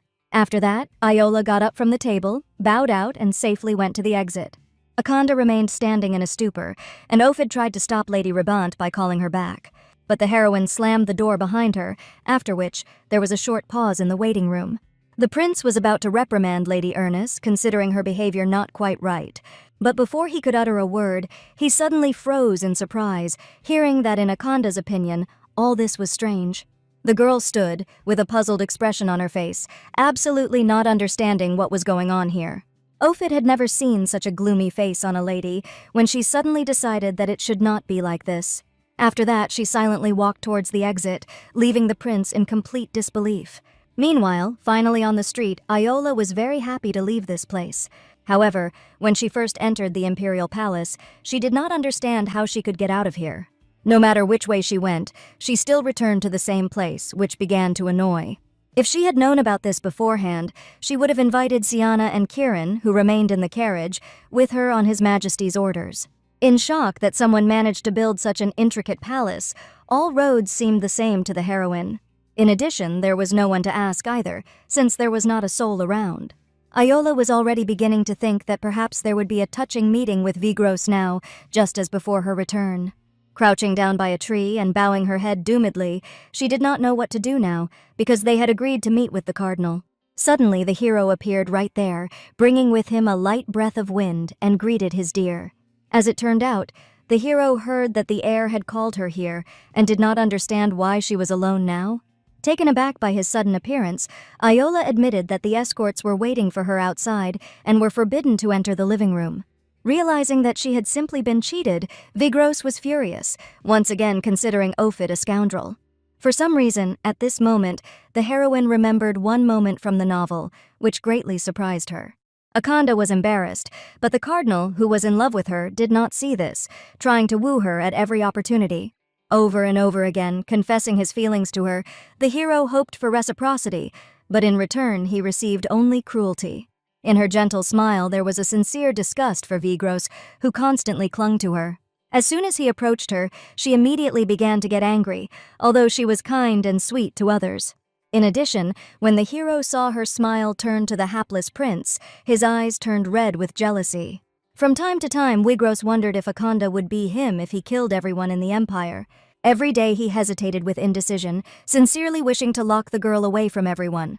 The hero wanted to keep this divine light only for himself, but if he did, she would go crazy. Unable to come to terms with his dark and annoying obsession, he had to calm his bestial heart again. On her birthday, when she became flawless, and it was only necessary to give her happiness, the cardinal put all his strength and breath into it. Iola did not understand why she came up with this scene with a hero who was ready to do anything for Akanda. Not knowing if Vigros really loved Lady Ernest, the heroine sat with a thoughtful face that puzzled the cardinal. Iola wondered if she encountered this scene not in a novel, but in reality, would the mood really be spoiled? Perhaps it would be because of the feeling that her supporter was being taken away.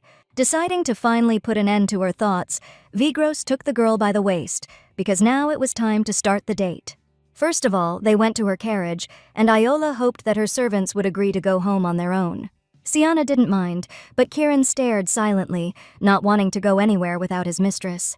In shock that he did not understand anything, the heroine was already embarrassed to use the power of a saint. Coming up and repeating her request in his ear, she used the force to influence him. However, the knight was only covered with sweat, but his appearance remained unperturbed. Not understanding anything, Iola remembered that he had listened to Ophid and thought Kieran was incredibly stubborn. However, she did not give up and continued to repeat that he needed to go home. Unable to stand it and admitting that she had a date, the heroine unexpectedly received consent. Still unperturbed, the hero turned around and headed for the carriage, which made the girl very happy. Breathing a sigh of relief, she suddenly noticed Vigros's strange look on her. He was curious to see exactly how Iola used her power as a saint. Moreover, he considered it very sexy, which made the heroine completely taken aback.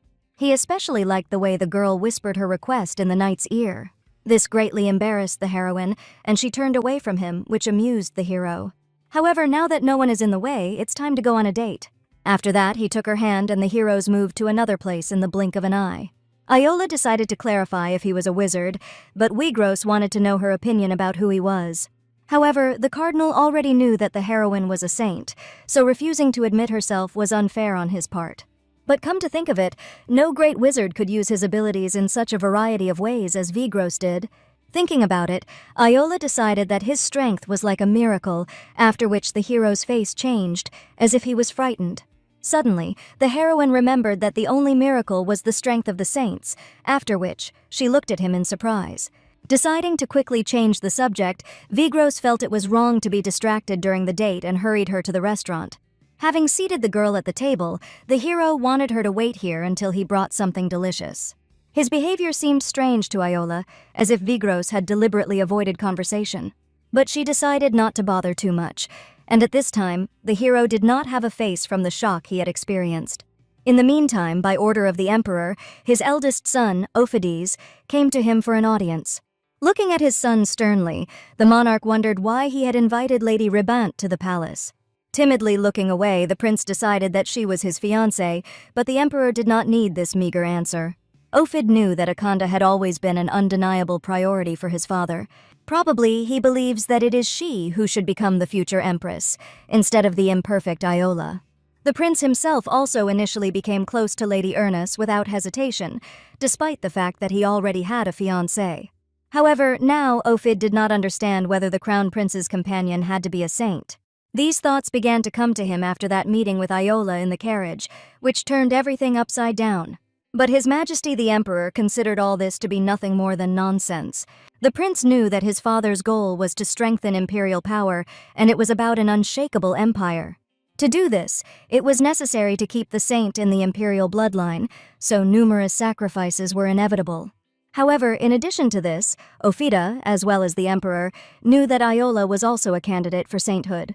After thinking about it, the monarch decided that his son should certainly marry the saint, and ruthlessly exclude everyone else from his life. But since, knowing everything, he says such things, the emperor decided to take a look at her himself. Meanwhile, carefully approaching the girl from behind, Vigros covered her eyes with his hands. Ayola thought it was old-fashioned, but the hero just wanted her to feel how soft his fingers were.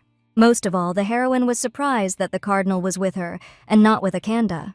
She did not understand at what point the content of the book managed to be so badly distorted.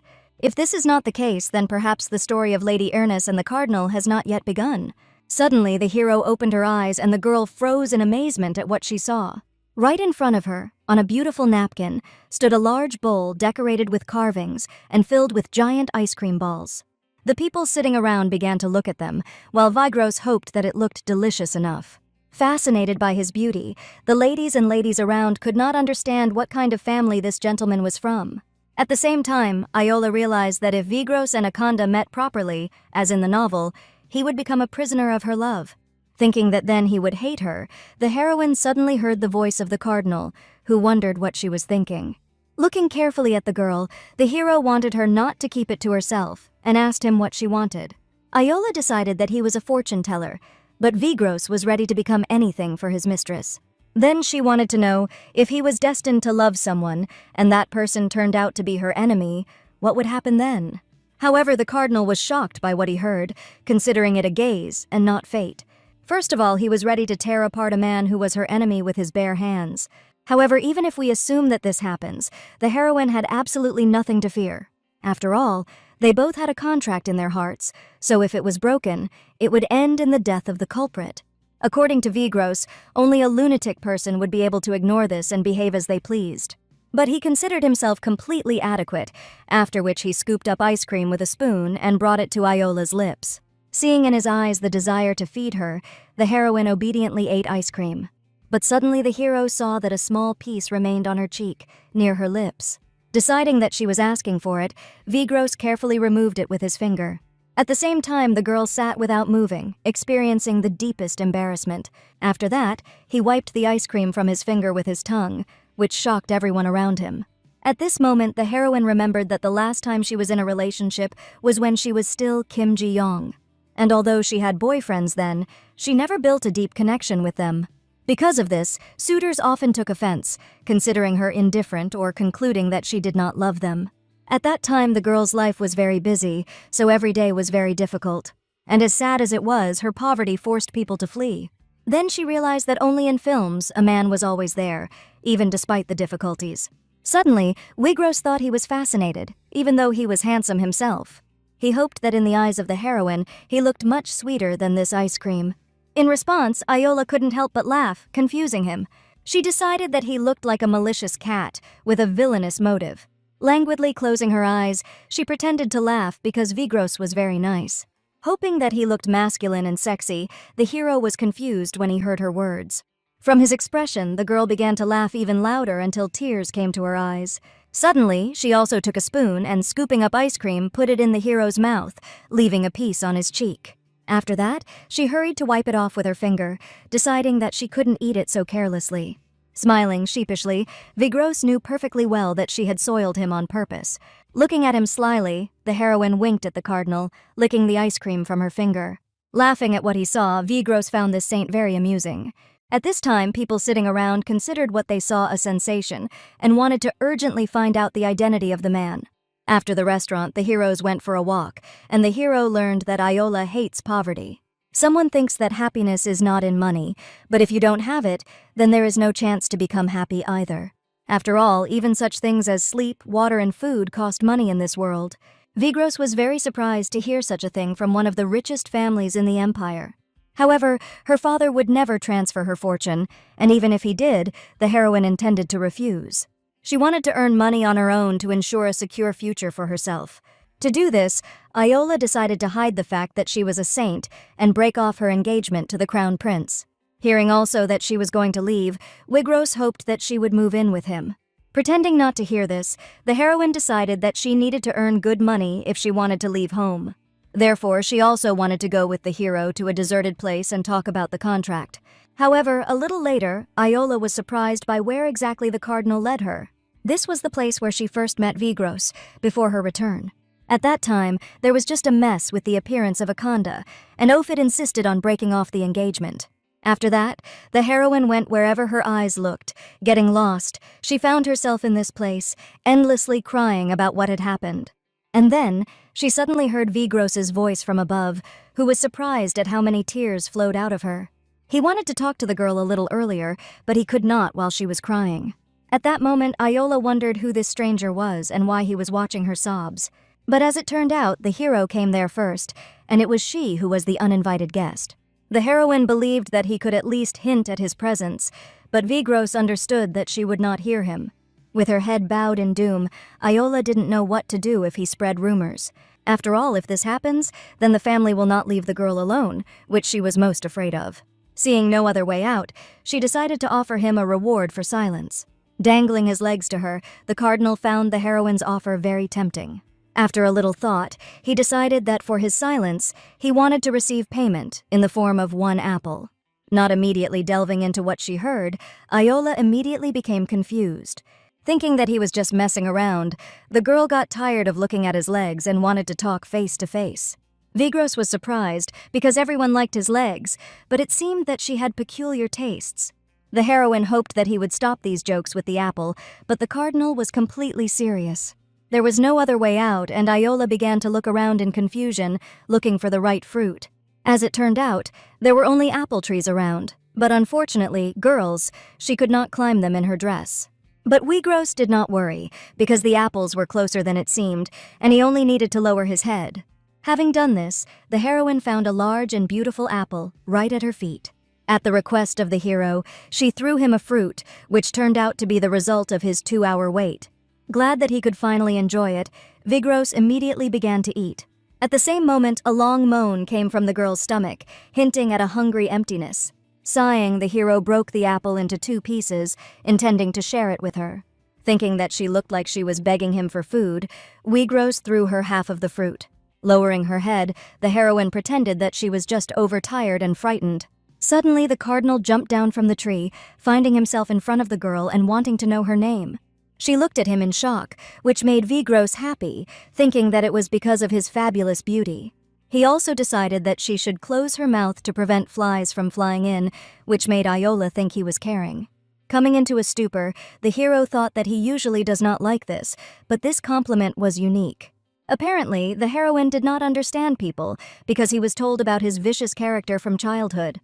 Vigros couldn't believe that she called him caring, and decided that the heroine was devoted to those she trusted.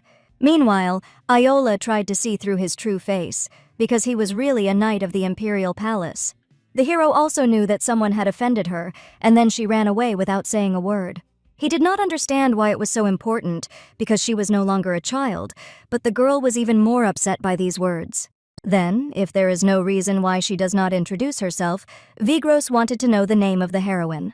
Looking down sadly, Yahello knew that if he knew her name, he wouldn't be so kind to her anymore. However, gathering her strength, she decided to tell him her name, wanting to know his identity in return. Vigros was surprised to see the same Yahello, the crown prince's fiancé, sitting in front of him. It seemed strange to him that she came here, because usually people did not go to this place. Admitting that he knew the daughter of the Marquis de Ribon very well, the cardinal suddenly saw tears in the heroine's eyes. The girl knew that she was the prince's bride only in words, but in reality, everything was different. Suddenly, the hero began to wipe the tears on Yahello's face with his fingers. Suddenly, she screamed, wanting him to stop immediately, much to Vigros's surprise. He was shocked to learn that it turned out that it was painful for her, because the hero very rudely wiped away tears. Confused, Vigros thought that he hadn't done it that much, but the heroine began to wipe them herself, continuing to insist that she was in great pain. At the same moment, she roared again, falling on her face to the ground and throwing the cardinal into confusion. Smiling, he decided that the girl just needed to be given time to cry. When she finished, the sky was already covered with a veil of night, and Yahello felt embarrassed that she had detained the hero. On the other hand, she felt better, and she no longer remembered the last time she had talked to someone for so long. Thanks to the stranger, she felt better, and she was grateful to him from the bottom of her heart. The cardinal did not understand why he suffered for so long, but according to the heroine, it is difficult for some to immediately spill everything out. Looking at the moon in the night sky, Yahello was shocked that so much time had passed and wanted to go home as soon as possible so as not to anger her father. After all, she has yet to tell him about the breakup of the engagement, which the Marquis will definitely not leave just like that. In addition, she was already embarrassed to detain this man, and thinking about it, she accidentally grabbed his sleeve. Realizing this, she abruptly removed her hand, apologizing for the inconvenience. The hero was shocked that she continued to be cautious, even after 5 hours of communication. If the girl is really sorry, then Vigros would like her not to run away the next time they meet. After all, it's a terrible feeling when a familiar person forgets to say hello when they meet. At this moment, the heroine suddenly wondered what the name of this stranger was. Vigros looked at her in bewilderment, amazed that she had only now decided to find out. After that, he poked Iola in the forehead with his finger, which made her confused. However, the cardinal was just wondering what exactly she was thinking about now. Then the heroine wondered if he could read the minds of others. Laughing at her words, the hero considered it impossible. It seemed strange to the girl that this very unusual man was not disgusting to her. Seeing him laughing, she was afraid that this man could actually read her mind. By slapping her, Vigros wanted this strange girl, who had been holding him hostage for 5 hours, to finally pull herself together. Remembering that she had already promised to do so, Iola vowed never to run away from him. After these words, the cardinal finally introduced himself to her, telling her his name. And now, remembering this meeting in her past life, the heroine involuntarily laughed. Vigros wondered what made her laugh, but Iola pretended that it was nothing special. She decided that this place was simple and they could be seen, but the hero had a different opinion about this place, which not everyone could get to. Then, the girl wanted to know how he managed to get here in his past life. However, this question remained on her mind, and in the meantime, Vigros stared at her. He leaned over quietly, and Iola heard a soft whisper that it wasn't a coincidence. At these words, she fell into a stupor, not understanding anything and looking at the cardinal in surprise. But he immediately decided to continue the conversation about earnings, as if nothing had happened, and the girl decided that she had imagined it. First of all, Vigros wanted to know if the heroine had any business ideas. Seeing the place where they had been sitting in their previous life, Iola decided to sit there with him. Continuing to look at her in bewilderment, the cardinal did not understand what she was up to. The heroine remembered that she learned about her power when she studied the records of the saints in the palace library. As it turned out, the power of the saints manifested itself in different ways and was not limited to healing alone. If you really want, then you can manifest it in other ways, and in this life, Iola wanted only 2 things. She wanted immeasurable wealth, which does not oblige to anything, and the power of persuasion, so that no one in this world would influence her life anymore. Deciding to show Vigros her step towards wealth, the heroine created a flower with the help of magic. However, it was composed entirely of precious crystals, beautifully shimmering with the sun's glare. The first time she got yellow flowers, but this time they were pink, and the girl wondered what it depended on. However, most of all, she was interested in the reaction of the hero, and Iola turned to him with hope. To her surprise, the cardinal froze in amazement, staring at the flower. These flowers did not smell, but did not wither either. In addition, they consisted of precious stones, so they had a high value for sale. The girl knew that only she could create this curiosity, which was supposed to fly like hot cakes. And if you also come up with a beautiful legend about them, then the price tag will definitely skyrocket. The hero realized that she wanted to take advantage of the fact that aristocrats fell for all sorts of curiosities. Therefore, in his opinion, it was necessary to involve the black market, which stunned Iola. Because of her status, the heroine will be quickly identified in the palace, but the market was a completely different matter. Seeing the confusion in her eyes, he didn't understand what exactly was bothering the girl. Everything was safe, since the owner of the black market was Vigros himself. Meanwhile, tired from work, Siana finally managed her duties. When everyone found out that she had a good relationship with Iola, the other servants began to mock her. Basically, these were the maids who still considered the mistress to be a villain. However, the girl was not going to give up because of them, and was determined to defend the honor of the mistress. To do this, now it was necessary to do everything in such a way that misunderstandings about Iola disappeared. After watching her, Siana realized that the heroine was not interested in rumors about herself, as if she had gotten used to the fact that they wanted to frame her. Such indifference on the one hand seemed amazing, but on the other hand, it looked very pathetic. Besides, Sir Kiran was still stubborn, not acknowledging his mistress, and it was necessary to find a way to change his mind. The black market was a place where nobles often frequented due to the lack of restrictions on transactions. The things sold there were priceless even for the Empire, and in other words, it could be called a dark auction. Even in the original plot, the owner of this place was never mentioned anywhere. Therefore, when she learned that it was Vigros, Iola was taken aback by shock. However, she should have realized that although the cardinal skillfully speaks his teeth, he never lies. Finally realizing this news, the heroine came to the dizzying conclusion that the hero was richer than the imperial family. Accustomed to his playfulness, the girl completely forgot that Vigros was a dark man. And now she did not understand even more why then, in the original novel, everything went down the drain. After all, having got him as an ally, you could easily conquer the entire empire. Meanwhile, the hero decided that since his saint wanted this, he was obliged to make her rich. But for this, it was necessary to meet with an expert in this field, and you could either call him or go to him yourself. Realizing that they would visit Il's residence, the heroine expressed a strong desire to go on their own. Grinning and taking her hand, Vigros created a portal and invited the saint there. After a second, the girl felt the wooden floor under her feet and realized that they were in a building. At this moment, a subordinate of the cardinal was standing nearby, who was shocked by their appearance. Seeing that there was a girl with the hero, he screamed in horror, sending Vigros and Iola into a stupor. The cardinal wanted the servant to calm down at once, for they were receiving a guest. Hearing about the guest, the man put his hands to his mouth and turned blue with surprise.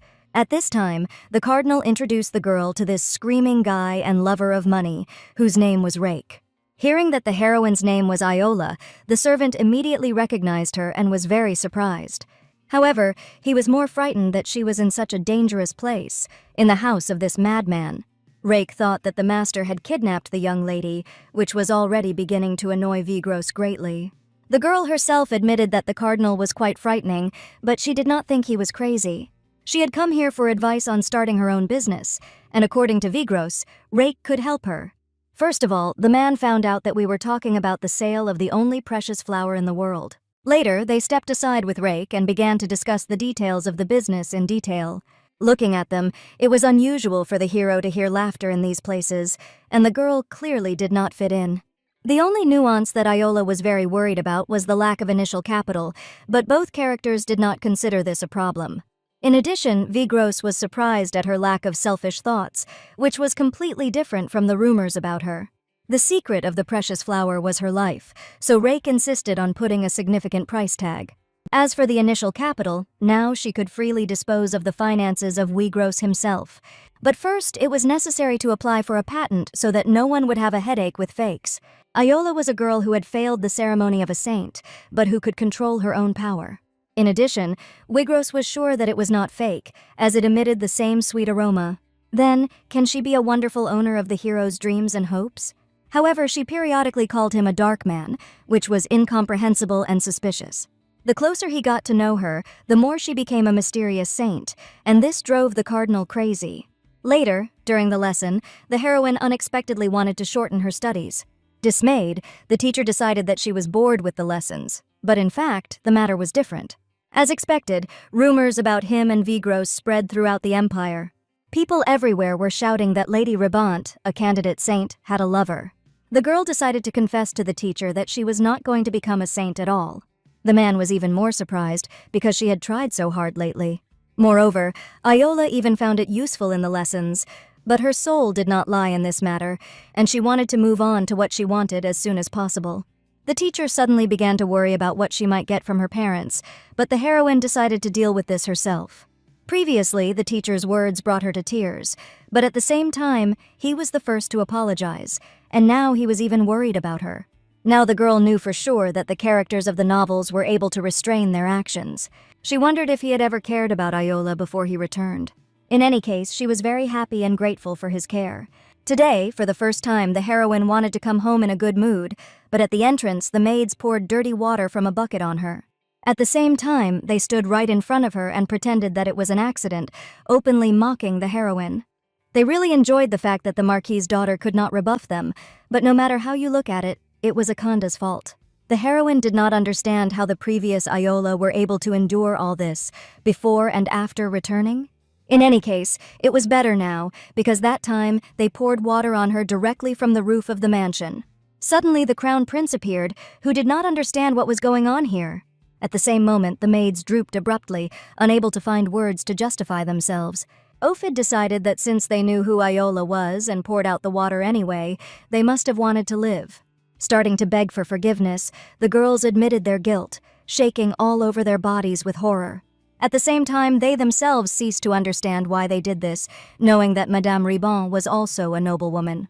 Approaching the heroine, the prince wondered how often this happens. Learning that they treated her like this all the time, Ophid was stunned. Yahello was very surprised to see that worried look on his face again. Thinking that he was looking only at Akanda, she turned away when she saw Jane behind one of the pillars. Lady Ernest's personal servant once again spied on her, sincerely believing that she remained invisible. Of course, she would certainly report to Akanda about everything she saw and learned. Realizing this, the heroine decided that she needed to fool around a little. Turning to the prince, she didn't want His Highness to worry about her. After that, she gently clung to his chest, bringing the heir to a complete stupor. Blushing like a tomato, he didn't understand why she was doing such a thing. With a contented giggle, Yahello smiled as she stared at Jane. At this moment, Lady Ernest's maidservant was in deep shock and extremely furious. It was time for more rumors, in which Akanda cried all night because of the villainess who seduced the crown prince. Enraged beyond belief, Jane strode furiously towards her mistress's chambers. Seeing this, the girl immediately unstuck from Ophid, calmly going to the maids. Approaching the girls blue with fear, Yahello did not know how to torture them for the sake of rumors. Looking at these helpless ladies with puppy eyes, the heroine did not understand if they had just poured water on her. Although these girls were ordinary characters, it was still not a reason for condescension. First of all, she wanted to hear from them personally. Did they really hate her so much? With their minds clouded with fear and their voices trembling, the maids began to apologize again. Looking at them with disgust, the heroine decided that it was in the nature of people to apologize. However, were the girls not tormented by conscience, from the oppression of a person because of status? Yahello decided to give an example of how she would answer this question if she took hold of the tuft of hair of one of the maids. Jerking and pulling it out of her head, Yahello thought she wouldn't do anything like that. And since these girls were going to trample her, then she was not going to sit still either. But for now, let them be tormented by a sense of conscience. Looking at the sincere horror in the eyes of the girls, the heroine did not understand why she had endured this before. If the maids wanted to screw up miserably, they could continue to work hard. However, if this happens again, then next time Yahello will make them drink this goo from the bucket. After these words, the maids rushed to run away from her in tears, as if from a terrible monster. After that, the heroine calmly turned to His Highness, who was watching what was happening. Yahello was sure that Ophid would be disappointed in her because she was not as sweetheart as Akanda. However, to her surprise, this turned out to be completely wrong, which left her in a stupor. With a cough, the prince decided that he had never thought of such a thing. The heroine did not understand why he had come here, because Lady Ernest had no classes. Ophid was about to answer, but suddenly stopped in mid-sentence and froze in place. There was a distinct feeling that he wanted to say something, but could not. Yahello assumed that he had finally heard the rumors about her and Vigros. The prince has changed dramatically and now behaves differently than in the original novel and before his return. The heroine knew that if she continued to come here so often, he might be misunderstood. People want more gossip all the time, but Yahello didn't want to be the butt of the dreaded rumors anymore. Blushing with shame and embarrassment, Ophid apologized to the girl again. Looking at him carefully, she was surprised, seeing that face on him again. Now, the heir to the throne of the empire was most like a puppy abandoned in the rain. However, the heroine knew for sure that it was he who left her, so she did not fall for this. Since he had nothing to say, she was about to leave, but the prince suddenly grabbed her by the arm. The only thing Ophid wanted at that moment was for the lady to give him a minute, to which he was immediately refused. He thought it was because of his unattractiveness, but even 3-year-old children knew that he was the best suitor in the empire. Suddenly, Yahello saw his mesmerized gaze focused on her. This completely discouraged her, because the prince did not even look at Akanda like that. As it turned out, he was not interested in the opinion of others, and he took into account only the opinion of the heroine. The girl decided that he, having a kind nature, a handsome appearance, as well as the title of heir, would certainly be a wonderful husband. However, Yahello couldn't even remotely imagine her first kiss with him. After all, there was a very good reason for the fact that they would not be able to become simple friends. Ophid is the main character of the novel, and even if he has changed his preferences, Akanda will still stand his ground to the end. As a result, for sure, everything will end in the same way as in the original novel, namely, the prince will kill Iola. Perhaps he wouldn't have changed if she hadn't mentioned breaking off the engagement, then in the carriage. The crown prince was the center of this world and the protagonist of Lady Ernest. Therefore now, if he finished, the heroine wanted to leave immediately. Ophid had nothing to say, but his gaze alone said a lot. Watching his fiancé turn around and walk away, he felt immersed in impenetrable, thick darkness. As if trying to catch her, he stretched out his hand to the one that did not leave his head. The prince did not want to give up on her, although he knew that the further things went, the more absurd the situation became. For now, however, Ophid thought only of Iola and longed for her relentlessly. Caring himself, the heir did not know how to cope with these painful feelings. Late in the evening, in one of the taverns, a lady in a pink cloak was sitting at a bar, emptying mugs of beer. In deep despair, Akanda did not understand when history had managed to be so badly distorted, as originally she was to meet Vigros here. However, after sitting here for several hours, the hero did not appear, which was unbearable for a lady. The next day, Iola, along with Siana and Kirin, went to a cafe to eat ice cream. However, this was at a time when she was supposed to have classes, which greatly disturbed the maid. But the heroine believed that she could safely skip them without worrying about the consequences.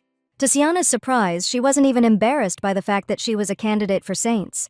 There were too many goodies and fun activities around that she had not tried until now. In her previous life, Iola had never even traveled abroad, which also needed to be corrected later. Considering her past life boring, the heroine intended to live as she wanted from now on. Suddenly, Kirin decided that the mistress should not eat ice cream, as it was dirty around. In his opinion, there was complete unsanitary conditions in street food, and you need to be careful not to get a stomachache. Snatching her ice cream, Iola wanted to do whatever she wanted today and refused to listen to the knight's lectures. Looking at her with displeasure, the hero considered this behavior childish. The heroine did not understand. Was he really annoyed by the fact that he could not always grumble at her? Suddenly, a crowd of people gathered to the side, staring at something in shock. Looking in that direction, Iola wondered why the people were making such a fuss. Kirin decided to go check it out, and Siana, seeing the reason for such a fuss, was confused. It turned out to be the crown prince who had come to the cafe with Akanda. As she began to nervously move her fingers, Siana thought that perhaps her mistress was upset by what she saw. Kirin wanted Iola to stop staring at the couple so intently. First of all, the heroine calmly smiled and made it clear that she was not upset at all. Pushing the knight aside, she continued to observe, deciding to add chocolate syrup to the ice cream next time. Imagining it in her mind's eye, Siana was shocked by such a yummy. But at the same moment, remembering what was happening, she looked at the mistress again, hoping that she was really okay. It was, however, Iola didn't really remember this moment from the original story. It appears to have been the scene where Akanda was nervous before the initiation ceremony, and Ophid asked her out on a date to comfort her. This probably happened before their love story, which means that the prince has not yet fallen in love with Lady Ernest. Savoring the ice cream with pleasure, Iola was amazed at the girl's timid tears. Pretending to be Miss Kindness, Akanda impressed with her level of acting. The heroine did not see the prince's face and wondered if he was smiling now. Or maybe he was embarrassed to look at Lady Ernest, given his recent changes. In any case, Iola got tired of this boredom and decided to leave here. Later, in the sky above the mansion of the Marquis de Ribon, a black raven appeared and rushed towards the building. Flying through the window and sitting on the heroine's head, Vigros wanted to congratulate her on getting rich. After that, he began to dance on top of her head, believing that it was all thanks to him. In fact, Rake had done the patent so that Iola could sit with folded hands while the money flowed to her. Happy about this, the heroine could not even find words of gratitude from shock. The hero understood that in the beginning it was always unusual, and it was the same with him when he took over the black market. However, this was all thanks to Rake, by listening to whom, even in a dream, you can earn money. And since Vigros had helped her, he hoped that the heroine was ready to take a decisive step. But as it turned out, the girl was not idle either, although the hero knew that she was hamstering ice cream. Not expecting to hear this, Iola was stunned, thinking that in this way she was pretending that she was not interested in the saints. Thinking that she must have decided to try all the tastes, the raven began to dance on her head again. Grabbing him, the heroine decided that in case of her baldness, he would be to blame for everything. Vigros was a little worried that the Marquis might interfere in his daughter's affairs, but she was sure that he would not catch her. Rake's legal confirmation was enough, and she would have been free long ago if she had known about such a method. Despite all the genius of his subordinate, the cardinal was very indignant that he constantly insulted him and considered him crazy. Suddenly, Iola wondered when the hero would finally become human. She also wanted to ask him if there would be any goodies today, which made the raven suddenly blushing and turning away. Surprised by his shyness, the heroine found Vigros very cute. Late at night, sitting on Iola's bed, the hero did not understand how much she trusted him, that she was just sleeping in front of him. Lately, Rake has been grumbling a lot about the cardinal becoming weird. Vigros did a lot of idleness, did not answer questions, and was always immersed in his own thoughts. Looking at the sleeping girl, he perfectly understood who it was all about. The hero also noticed that with the appearance of Iola in his life, he began to smile next to her. Vigros did not understand why she did not fear and despise him like everyone else. Where could such an unusual girl like her come from? The gods were not as kind as people think, and the saint born in this world did not respond even to sincere prayers. That was why Iola, who had the power of a saint, was a wonderful creature, both for the empire and for the hero himself. Despite the fact that the saint belonged to the imperial family, the cardinal considered the girl his own. He constantly thought that when he looked at her shining eyes, he immediately began to get nervous. Or maybe it was because of the crown prince's greatly changed behavior? Most of all, Vigros wanted to protect this small, confident girl with a bright smile. And so that no one would ever hurt her, he was even ready to lock her up. However, he would not be able to do this, knowing what kind of future she needs and wanting to see her in it. Now, the hero was also wondering what Iola was thinking about during her sleep. Hanging over her, he decided that he was very interested in this lady. Vigros's life was monotonous, and he was like a dog on a leash, always oppressed.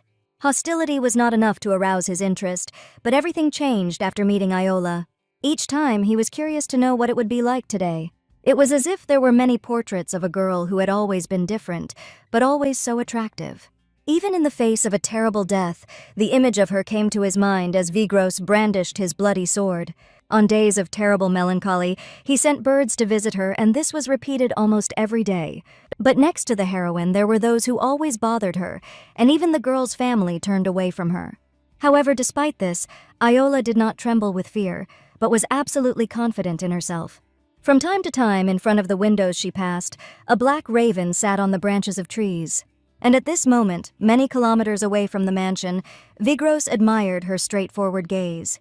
It was so beautiful that the hero simply could not take his eyes off, and also the girl reacted very calmly to annoying things.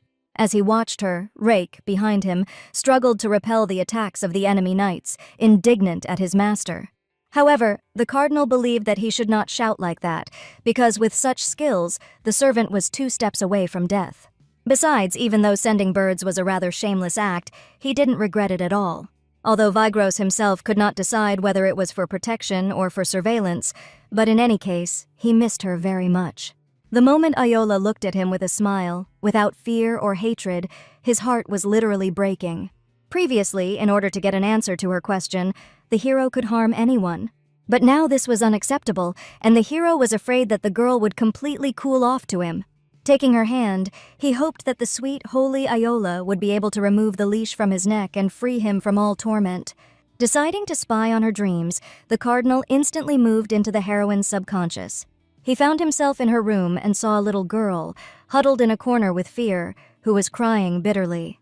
In desperation, she begged her parents to forgive her. Feeling the rage inside, Vigros was shocked, thinking that she was dreaming all the time. And did she always curl up and cry alone? Deciding to pat the girl on the head, the hero also intends to kill all the bastards who made her cry. But before he could touch her, Iola suddenly stopped crying and began to raise her head. After that, she stared at Vigros, which made him shudder. Not understanding what was happening, the hero was sure that she was looking at him. However, it was even ridiculous to imagine that the girl could see him now. No power in the world was capable of this, which made Vigros feel a tremor in his hands. Screaming, he tried to stop Iola from touching him. But at the same second, seeing her palm in front of him, the hero realized with horror that he was taken by surprise. A second later, he woke up, seeing the sky in front of him and feeling the grass swaying, touching his neck. After lying there for a while, Vigros realized that this was no longer Iola's dream. Looking at his trembling hand, the hero considered it nonsense, and was also shocked by the strength of the saint. Everything happened too unexpectedly, and the cardinal was completely confused. He was just going to spy on her dream, and the heroine took and threw him out of there. Thinking that she would now make him show his dreams, the hero laughed. Raising his head and looking to the sides, this area seemed surprisingly familiar to him. Suddenly, a rustling sound was heard from behind the bushes, after which he himself, only a few years younger, appeared before Vigros. Then the cardinal realized that despite his efforts, this time could not be forgotten.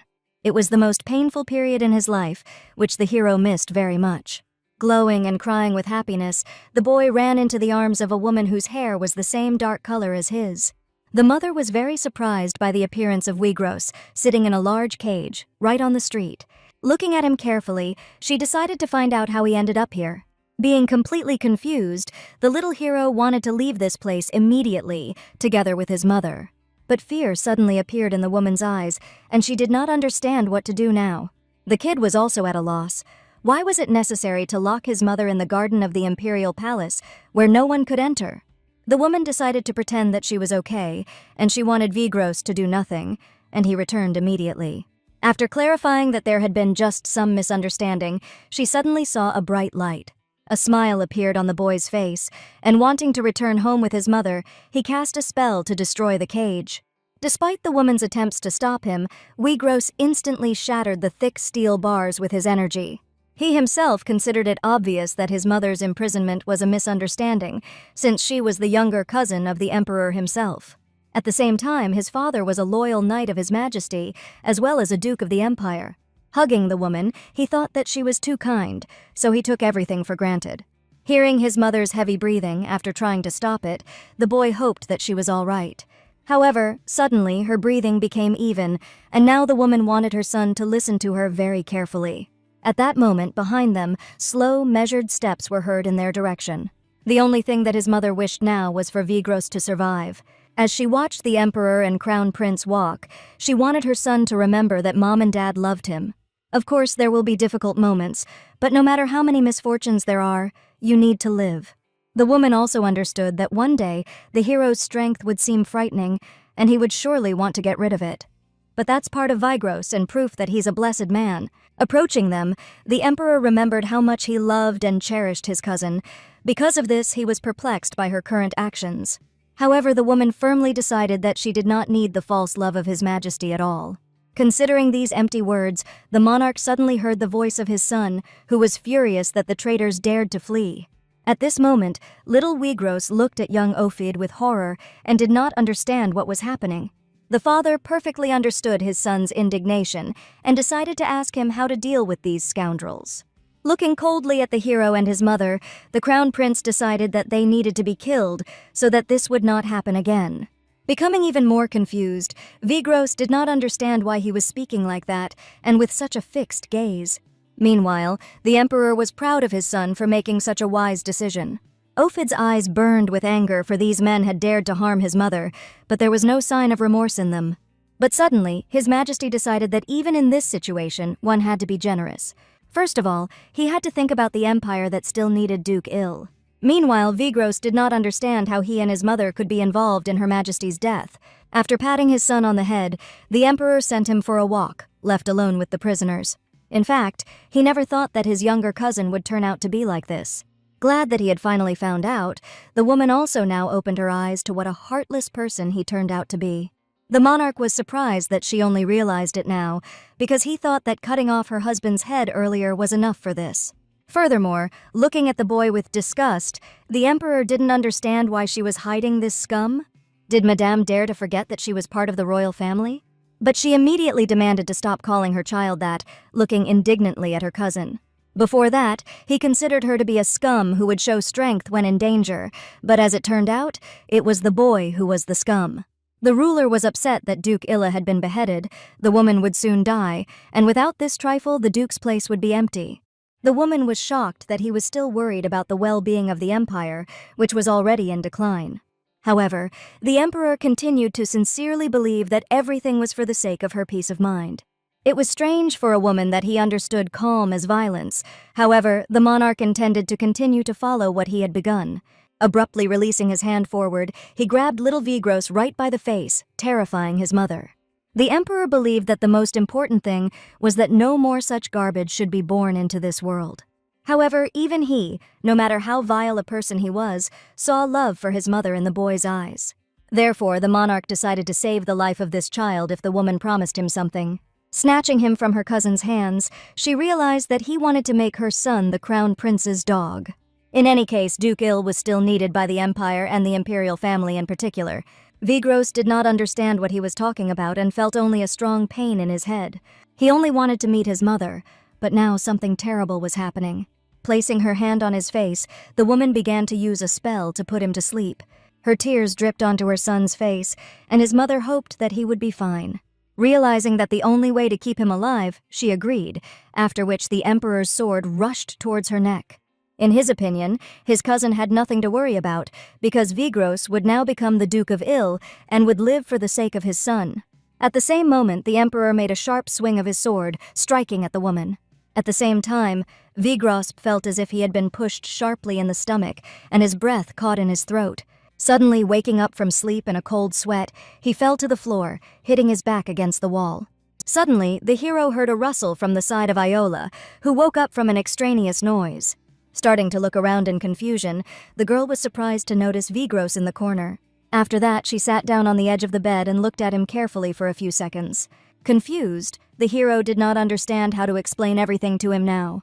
The heroine slowly got up and walked towards him, while Vigros decided to choose the words so that she would not hate him later. Leaning over and looking at him worriedly, Iola hoped that the hero was all right. Putting her hand to his cheek, she wanted the cardinal to stop crying. Realizing that his eyes were also flowing with tears, Vigros was even more taken aback. For a while they sat on the floor, and the hero closed his eyes, enjoying the girl's touch. Suddenly she leaned her face against his, closing her eyes and languidly pronouncing his name. After that she safely buried herself in his shoulder, instantly falling asleep soundly. Vigros was shocked by what had just happened, and for a second he was already confused. Smiling, he thought that the heroine was very similar to his mother. Standing up with her in his arms, he imagined what a stupor Rake would be in if he found out about it. Gently placing the girl on the bed, Vigros thought she was really amazing. It was a mystery to him how she could make him cry with such an innocent face. At this moment, the heroine sniffed sweetly in her sleep, turning over on her other side. Touched by this, the hero leaned against her again, not understanding how it was possible to fall asleep so easily. He decided that he would not let her forget him, tempting Iola as if in a nightmare. The next morning, Siana happily began to pull back the curtains in her mistress's room, trying to wake her up. Feeling a ray of sunlight touch her eyes, the heroine came to her senses, feeling an incredible heaviness in her head. Running up to her, the maid decided that the girl had just gone to bed very late yesterday. However, Iola was sure that she had had some kind of strange dream, and her head was now splitting. But anyway, it was time to get up and change clothes, so a minute later, the heroine was standing in front of the mirror while Siana helped her. Iola decided to ask the maid if she knew anything about Duke Il. However, as soon as she said his name, Siana immediately hiccuped and shuddered with fear, remembering this terrible man. Smiling and deciding to omit the subject, the girl knew that such a reaction was expected. Vigros was a symbol of fear in the Hillen Empire and the darkest figure in the novel. But Iola completely forgot about it, because she had always been so comfortable with him. And now he was also her lover, and Siana would probably faint if she found out about it. The maid decided to clarify why the mistress asked about him, but Iola did not want to make her hysterical, and she referred to her usual curiosity. Remembering her dream and the tears of Vigros, the heroine did not understand where it was even seen that the villain cried so much. In addition, the girl did not understand why she had such a dream at all. Both before his return and this time the cardinal never showed her his weaknesses. Iola was confused, thinking that she was becoming too weak in front of the crying men. Looking at the pigeon outside the window, she decided that in any case, a dream was just a dream. Meanwhile, Akanda walked slowly along the water surface of the small fountain, heading towards the altar. On it, in a small box, lay a book, taking which she began to frantically turn the pages. Finally, she found information that Vigros was a ruthless man, capable of even murder. In addition, he was the most powerful man in the empire, who could do anything for Lady Ernest. Akanda was horrified, not understanding how she had come to miss such a hero. She understood that only her life went downhill, but when exactly did something go wrong? The lady began to flip through the pages again, until at last she stopped at the place where the answer to her question was. After reading about Iola and comparing what had happened, she didn't understand how this fake had dared to ruin her perfect life. Many scholars studied the saints, but most of the finds were sealed in the library and only a few information survived. The saints were particles of divine power and the fruits of miracles, the breath of which revived the dead. They have mysterious power and are able to change everything around them with just a gesture of the hand, thanks to mercy. It was for this reason that the people of the empire fell in love with them, and besides, it was natural for the saints to marry the emperor, according to the oracle. However, no one had any idea that all this was only one part of the grandiose performance. However, there were also beings whose strength was similar to that of saints, and the first emperor, Hillen, had nicknamed them scum. They were continuously born in our world, and with them came the oracles. But the emperor did not intend to tolerate this, and forced the priests to remain silent, hiding the truth. And now, one of them, named Edis, decided to ask the high priest how long he would have to live like this. After all, did the head priest not know how many people had already been killed? Looking timidly at Addis, the high priest wanted him to calm down first. However, the oracle about the rule that a saint should marry the emperor never existed, and this greatly angered the hero. At the moment, there were only 2 saint candidates in the empire, Akanda and Iola. This means that one of them will be disgraced, and the other will live to death like a doll. Realizing that they were primarily to blame for this, the high priest was dismayed. He did not understand how the emperor dared to punish a representative of a god for using an oracle. Suddenly, they heard a crack, and when they turned around, they saw a large crack in the stone slab with writing. Edis was shocked, and the head priest was horrified that it had happened again. Will the tragedy that happened to Duke Illa a few years ago be repeated again? How many more people will die just because they were born? Running up to the manuscript, the high priest began to convulsively examine it, and as he did so, his face became more and more distorted with shock. Judging by what was written, one could conclude that the insight had already come. In his opinion, this was not the right time to do so, but Edis suddenly decided that it was God's will.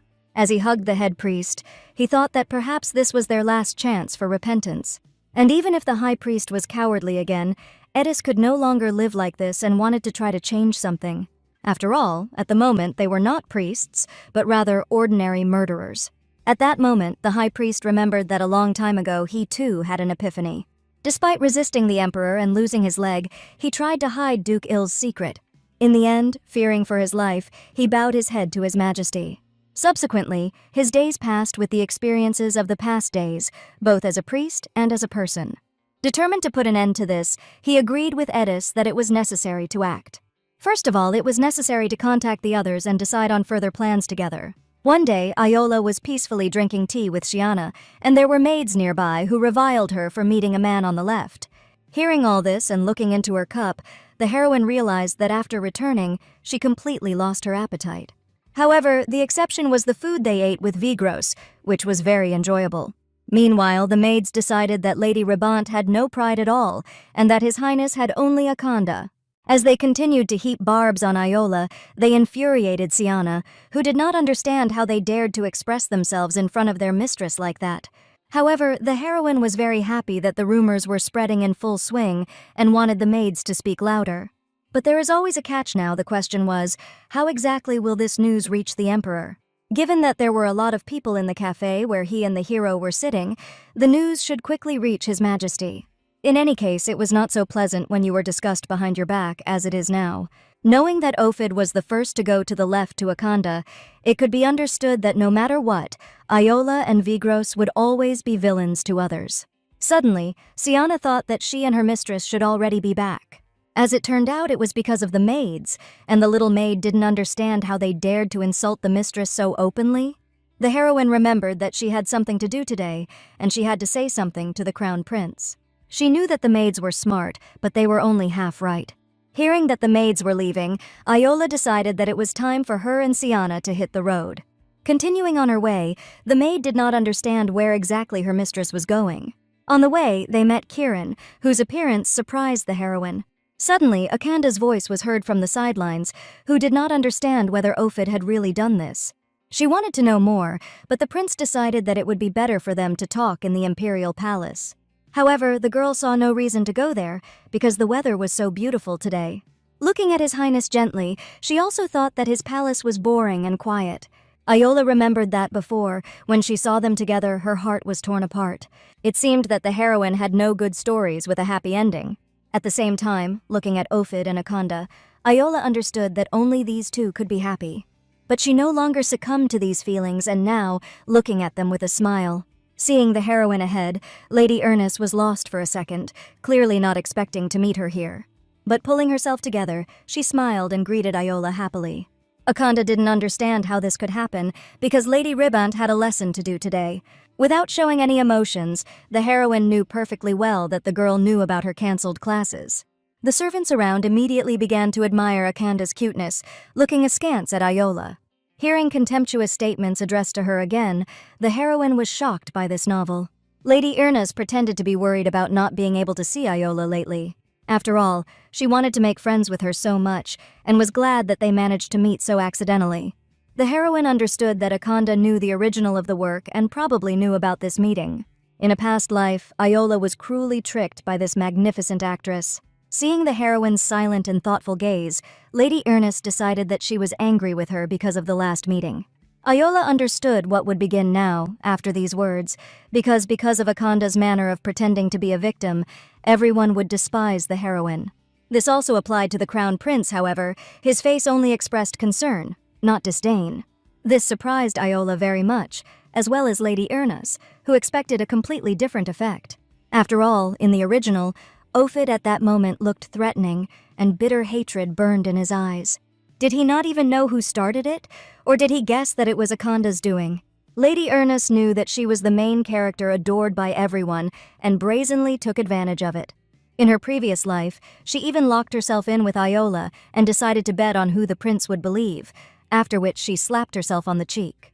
That time, standing nearby, Ophid heard a bang from the blow and Akanda's piercing scream aimed at the heroine.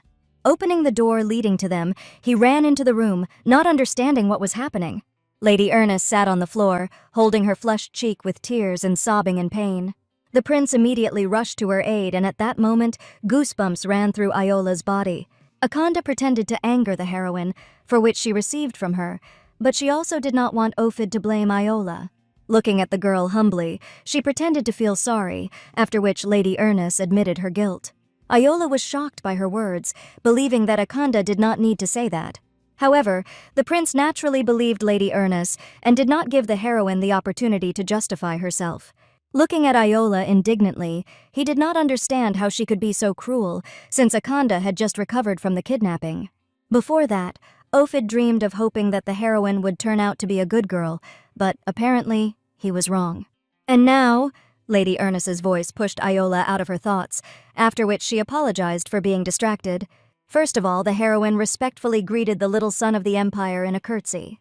Ophid found out that she was coming after class, and as it turned out, Iola did not want to interfere with their pleasant pastime. In addition, the heroine sincerely hoped that Akanda did not harbor a grudge against her because she was late with the greeting. However, the reason was that it was necessary to greet His Imperial Majesty, the Crown Prince, first. Because Lady Ernest was everyone's favorite, she completely lost all manners. Therefore now, her face was distorted and gloomy with angry shock, which greatly puzzled the prince and the servants around him. Realizing this and apologizing, the girl nervously referred to the fact that she was so happy to meet Iola that she could not hold back her emotions. She also apologized to Lady Ribant, but the heroine felt embarrassed about it. After all, in her opinion, everyone could make a mistake, which Akanda immediately agreed with, realizing that she had just admitted her own in public. Iola hoped that next time, Lady Ernest would be more careful, for not everyone has such a kind heart as His Highness. Seeing how Akanda's face was distorted again, the heroine decided that it was time to end it. Barely holding back a shiver, Lady Ernest clutched her dress in her hands and thanked Iola. At this moment, the heroine wondered if she really wasn't an actress. Suddenly, Akanda thought that since they had met, she could spend some time together. After all, they hadn't even had time to talk to each other properly, and this had to be fixed urgently. Moreover, Lady Ernest even prepared refreshments on the terrace, which surprised Iola even more. Hearing no answer, Akanda decided that the heroine was still angry with her, but Iola understood that the lady was again trying to accuse her of a crime. Then the heroine decided that there was no anger, but she was worried about His Highness. First of all, Iola wanted to know what the prince thought of her joining them. For although they were close friends, Lady Ernest for some reason did not specify his opinion. From such words, Ophid was confused and agreed, and Akanda was shocked that the heroine behaved completely differently. In turn, Iola realized that Lady Ernest was trying to stick to the original plot of the novel. This means that their meeting was supposed to happen much later, but it happened today. Thinking about this and grinning contentedly, the heroine began to think about what to do now in the first place. Meanwhile, Rake and the knights were desperately trying to revive Wigros, who was in a trance. The big problem was that it seemed that the master was now using his strength. However, if he overdoes it, then side effects can occur. Rake was sure that Vigros would stop doing this when he heard about the message from the temple. When the hero uttered these words, the cardinal barely perceptibly moved his head, but he never came to his senses. News came from the temple about a fake relationship, and the knights did not know what to do with it now. But Rake decided that they would only find out about it when the master finally came to his senses. Meanwhile, Iola was peacefully drinking a cool drink on the terrace, in the company of Ophid and Akanda. However, the heroine is tired of hearing how Lady Ernest talks in detail about her relationship with the prince. At some point, she decided that it was time for her to leave, which greatly surprised Akanda. Making a sad face, Lady Ernest thought it was because she had been talking so much. Hearing her apology, Iola was taken aback, because Akanda must have deliberately exposed her relationship with the prince. Previously, hearing about this, the heroine would have begun to worry and suffer, but now, she just decided that she has a very tight schedule. Lady Ernest pretended to be worried about the very busy Iola, who also had very few classes for saints lately. Hearing also that the teacher was worried, the heroine remembered how she herself shortened them, coordinating this with the teacher. Ophid was utterly perplexed to learn that Iola was having trouble with her lessons. Looking at her in surprise, he didn't understand why there were fewer of them. Not understanding why he was so interested in her, Iola pretended that there was no particular reason. In addition, there were a lot of activities these days, but this was not the case before, so she just went back to her previous rhythm. However, Ophid felt that the reduction was tantamount to a reluctance to become a saint. Not expecting such a verdict from him, Iola was even confused for a second that Akanda noticed. Looking intently at the heroine, Lady Ernest decided that under no circumstances should she give up. After all, no one knows which of the two of them will eventually become a saint. She believed that in order to correctly interpret the essence, it was necessary to attend lessons. Smiling back, Iola didn't know if she wasn't working hard enough, because she was just adjusting the classes to suit herself. Looking worried, Akanda didn't want to challenge her to rivalry, but she had to try harder than others. However, the heroine decided that she was already doing enough, and besides, she did not need her assessment at all. Shocked by her response, Lady Ernest thought that Iola was just upset that she had made too much progress. But the heroine was only amused because they talked about completely different things. In tears, Akanda began to apologize to her, clarifying that she just wanted to talk to her.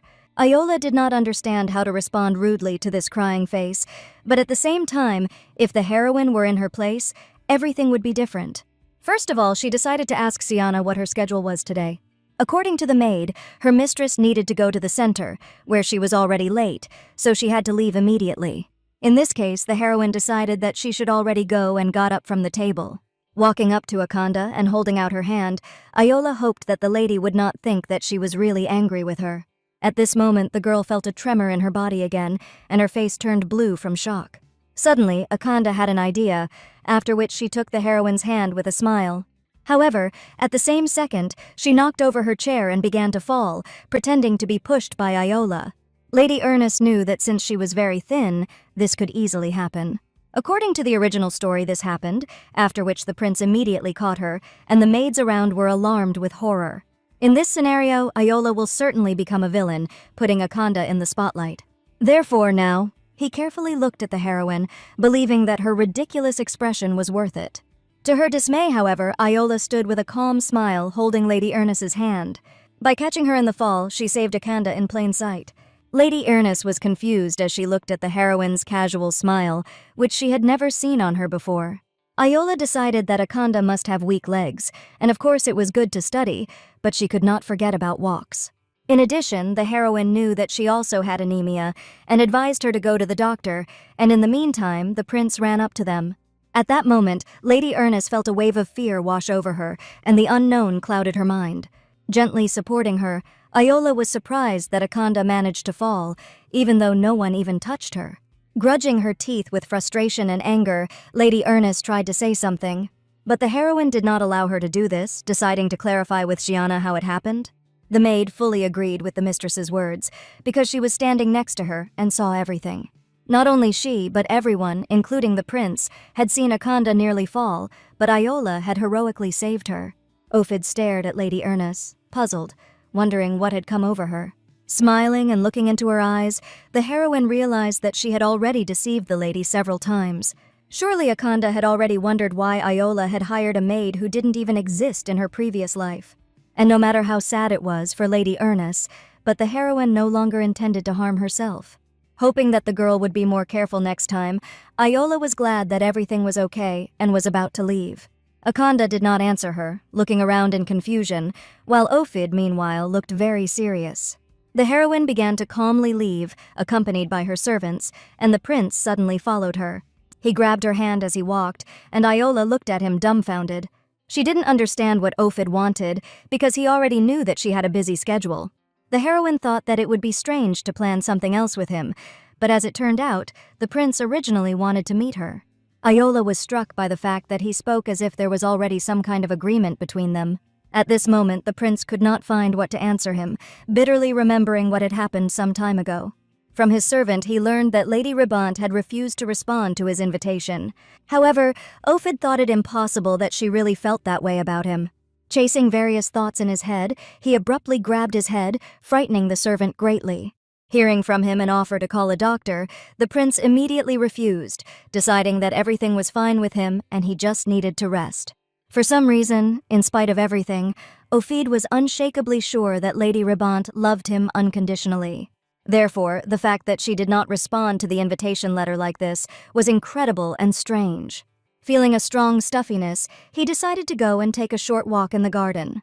As he opened the door of his office, he heard two knights talking about the latest news about Lady Ribant. Hearing that she was in the carriage with a man, the prince froze in surprise. The knights were shocked by her behavior, believing that this lady had completely lost her mind because she had a fiancé. But suddenly, seeing His Highness and realizing that he had heard everything, the soldiers were horrified and greeted him. Ophid made no reply and walked on, leaving the knights in utter despair of their long tongues. And now Iola wondered if the prince had come here to meet her. It seems that Ophid forgot that despite their engagement, they did not exchange letters. Therefore, whatever his intentions, he must know that this situation may be unpleasant for the heroine. The prince himself understood that he only wanted to see her, but there was no other option, because, as she noticed, they were not close. Ophid considered it his fault and looked sadly at the girl, who at that moment remembered that she really already had an obligation. Then His Highness decided to clarify whether it was a man, which made her completely taken aback. He believed until the last moment that she was not dating him, because Iola was not like that. Completely unaware of her, the prince did not even notice how Akanda was behind him. At this time, the heroine still wanted to hear Ophid's opinion about what kind of person she is, but the prince only continued to look at her in confusion, unable to find words to answer. Iola found it amusing that he looked like an abandoned puppy again. However, now she did not understand what was better to do, because today was Genus's birthday. To go there meant to suffer because of relatives, and to stay here also did not bode well. In any case, he had to hurry before Ophid said something else. Suddenly, Akanda wondered if the heroine was really going to leave. At this moment, only Iola could see her face and had a sinister grin on it. Not understanding what had amused her so much, the heroine heard a sharp crash from the broken glass. Seeing the shards fall from the shattered window, the maid screamed in horror. Meanwhile, returning to Kim Ji-young's body, the heroine saw a truck in front of her, which did not have time to brake. As she became Iola again, her body froze as if bound by invisible chains. At this moment, Akanda screamed in fear, clutching her head and closing her eyes. But suddenly, just for 1 second, she opened her eyes, looking at Iola with a smile. Noticing this, the heroine realized that everything would continue until the very end. Kiran was horrified by what was happening, rushing to the girl. At the same time, Siana stood to the side, covering her mouth with her hand and unable to suppress a shiver. The shards rushed down, and Iola suddenly found herself sealed to the ground, a man's body. Meanwhile, Akanda was also on the ground, with Kiran lying on top of her, shielding her from the shrapnel with his body. Looking at her mistress, Sienna sincerely hoped that she was okay. Coming to her senses after what happened, the heroine was surprised to find Ophid on her, who covered her with his body. Putting her on his lap, the prince hoped that Iola was fine and began to examine her. At this moment, he himself was bleeding from several places, including his head. The heroine was completely confused by what was happening, not understanding why he was looking at her like that. Seeing the wound on his head, she unconsciously reached out her hand to heal him. Noticing this, Ophid looked at her in bewilderment, not understanding what Iola was up to. He abruptly threw away his hand. The heroine pretended that she was not going to do anything and that everything was fine with her. Smiling at her, the prince was inexpressibly glad of this, unable to take his eyes off Iola. Meanwhile, the heroine's mind became blurred from shock, and she stopped thinking about anything. Remembering how she almost gave herself away by healing the prince, Iola did not understand whether she still had the restraint of the original heroine. Later, sitting in his office, the heir recalled how the girl sincerely thanked him for her salvation. He then decided that she should not take the events to heart. After that, Iola stared at him with a misty gaze for a while before leaving. Before leaving, she also thought that Ophid should take care of his wound rather than hers. And now, the prince's heart was jumping out of his chest because she had noticed it. Although Akanda was nearby, the heroine remained alive thanks to the fact that Ophid saved her. However, she left with the knight who saved Lady Ernest without any hesitation. And then, if Akanda hadn't clung to him, the prince would have followed Iola. Therefore now Ophid himself did not understand. Has he always been like this? Looking at him, the servant decided that perhaps His Highness was unwell from the injuries he had received. Then the prince thought that he really looked strange, and then the servant decided to be honest, admitting that it was so. Laughing, Ophid thought so too, which puzzled the butler even more. But be that as it may, thanks to the wound, Iola will now certainly remember him. And the prince really hoped that this would really stir up her feelings for him. Now Ophid felt inside as if he had just been released from prison. The servant was even more surprised to hear such words, and completely ceased to understand His Highness. Suddenly, the prince gave him the order to start investigating the case that Akanda wanted to hide from that day. She personally confessed to Ophidu that she would not have wanted to escalate what had happened earlier.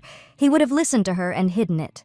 But when the prince saw the heroine walk away, he wanted to kneel down and start begging for forgiveness.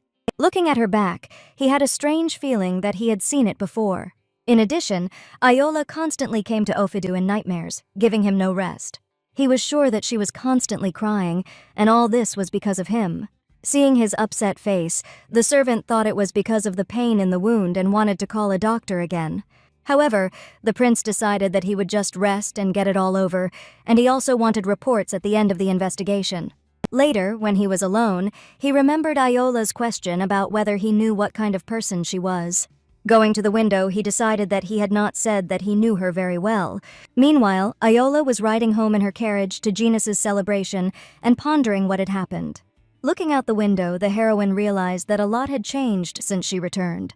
She herself was proof of this, and of course, others could change too. As they arrived at the house, Kieran unexpectedly gave her his hand, leading her out of the carriage, much to Iola's surprise.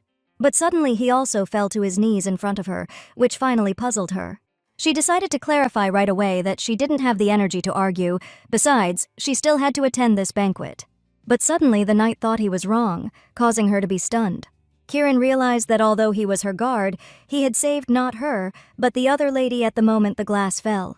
The heroine slowly stretched out her hand to him, and at that moment, the hero looked into her eyes.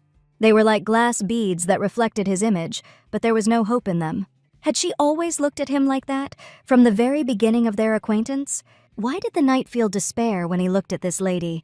In the beginning, he didn't even want to be her knight, as she was an evil, fake saint who tormented Akanda. But now, the question of whether this girl was really a villain and a fake flashed through Kieran's mind more than once. Since when did his nobility fall into the trap of such limited thinking? Not understanding when it all began, he first wanted to ask for forgiveness. Kieran knew that her mistress might not want to see him as her knight anymore. However, even so, the hero was determined to do everything to protect her from that moment on. Smiling, the heroine decided that it was too late for this, which is why the knight was confused. Most of all, Iola wanted him to take good care of her in the future. After that, she went to her brother's birthday banquet, where she was immediately condemned. People discussed aloud her festivities to the left of the prince, speaking disparagingly of the heroine. In shock that she heard all this, Iola thought that such a life of a villain awaits her. Now she was glad that she had let Siana go with Kieran, because even for the daughter of the Marquis, it was too much. Approaching the table with glasses, the heroine met the eyes of her mother. Breaking away from small talk, the woman looked at her furiously while clattering loudly. Iola was tired of looking at her and those around her, like monkeys in a zoo. Were all people the same, regardless of honor and dignity, and did these aristocrats have any honor at all? They were all more like animals waiting for the moment. Looking around, she also met the eyes of her father and brother, who were wary at the sight of her. Iola thought that if it weren't for the banquet, she would have already killed everyone, as her patience was on the verge. Suddenly it dawned on her that the rumor about Vigros must have already reached her father's ears. Suddenly, her aunt approached the heroine with her daughter, who did not understand what it was. Iola remembered that in the original story, this woman tried to humiliate her at every opportunity. Previously, the heroine did not really notice this, but now everything has changed dramatically. The aunt was sure that her daughter was more suitable for the role of a saint now. She tried to reproach the heroine for not greeting her. Iola knew that despite her position, no one would doubt her rudeness. Sighing heavily, she felt incredibly tired from everything that had happened and was still happening. Looking at her aunt, the heroine was surprised by such a greeting because it was so impolite that she did not even understand. Hearing such a harsh answer from her for the first time, the woman fell into a stupor for a few seconds. While she was indignant at Iola's impudence, the heroine noticed the frightened look of her brother looking at her. Apparently, he was just afraid that she might ruin the holiday. However, today the girl was not in the right mood. Thinking about this, Iola suddenly felt streams of water, which her aunt splashed into her from her glass. At the same time, the woman continued to be indignant at the shamelessness of this lady, to the satisfied cackle of her daughter. Seeing that water splashed on the floor, the heroine considered it a real absurdity. Before that, she had thought that the rest of the time would go smoothly, but now, Iola resolutely headed to the waiter. The young man decided that she needed help, but the heroine only took a glass of wine standing on a tray in his hands. Looking at how she leisurely filled the glass to the top, the aunt did not understand what she was doing. Filling the glass to the brim, Iola turned to her with a smile, after which she poured all the wine on the woman and her daughter. The aunt remained standing in confusion, to the surprised exclamations of the guests around. The heroine decided that although she had been silent before, she now decided to repay in kind. Of course, it was unpleasant that there was no water at hand, but, in Iola's opinion, it was even better. Finally, recovering from the shock, the aunt and daughter began to furiously shout at the heroine, considering her a brainless girl. They didn't understand how she dared to come here at all, and as it turned out, Iola simply had nothing to do. The woman rushed at the heroine, wanting to grab her, but suddenly heard a call for caution from her. At the same moment, tripping over the carpet, the aunt flew to the table with treats. Iola was perplexed at how clumsy her aunt turned out to be, who had even been warned in advance about caution. After a short time, the carriage with the angry aunt and her daughter went home. Feeling incredibly humiliated, the woman considered the heroine an ordinary idiot. At the same time, her daughter sobbed loudly, thinking that she looked just terrible. But his mother was sure that she had always been beautiful, and that she was to blame for everything. The girl hoped that her mother would punish the villain, and the woman decided that she had nothing to worry about. Knowing Gina's, Iola would get off with a light punishment, but her aunt decided that now she would not be left behind. Suddenly, the carriage began to shake, causing both ladies to complete bewilderment and horror. At the same time, Wigros watched them through a magic ball and used a spell to shoot down the carriage. At the same time, he watched with a satisfied look as the carriage turned over and began to roll headlong through the forest. Rake, who was standing next to him, couldn't believe that the master was smiling as he looked at this cruel scene. But the hero considered this woman stupid, because she probably did not even understand why she was treated like this. And how did she dare to treat his precious saint like that? The cardinal planned to kill her, but it seems that this did not work out. However, Rake was fed up with all his antics and wanted his master to stop attracting so much attention to himself. Taking a paper from the table and tearing it in half, the hero decided that in this case, he would do this. Looking at the smoke that appeared, Rake decided that it was better for the master not to touch it in this state. Meanwhile, Iola was still locked in her room. She wondered if in this world people didn't know about human rights, and besides, even her angry father hadn't come running.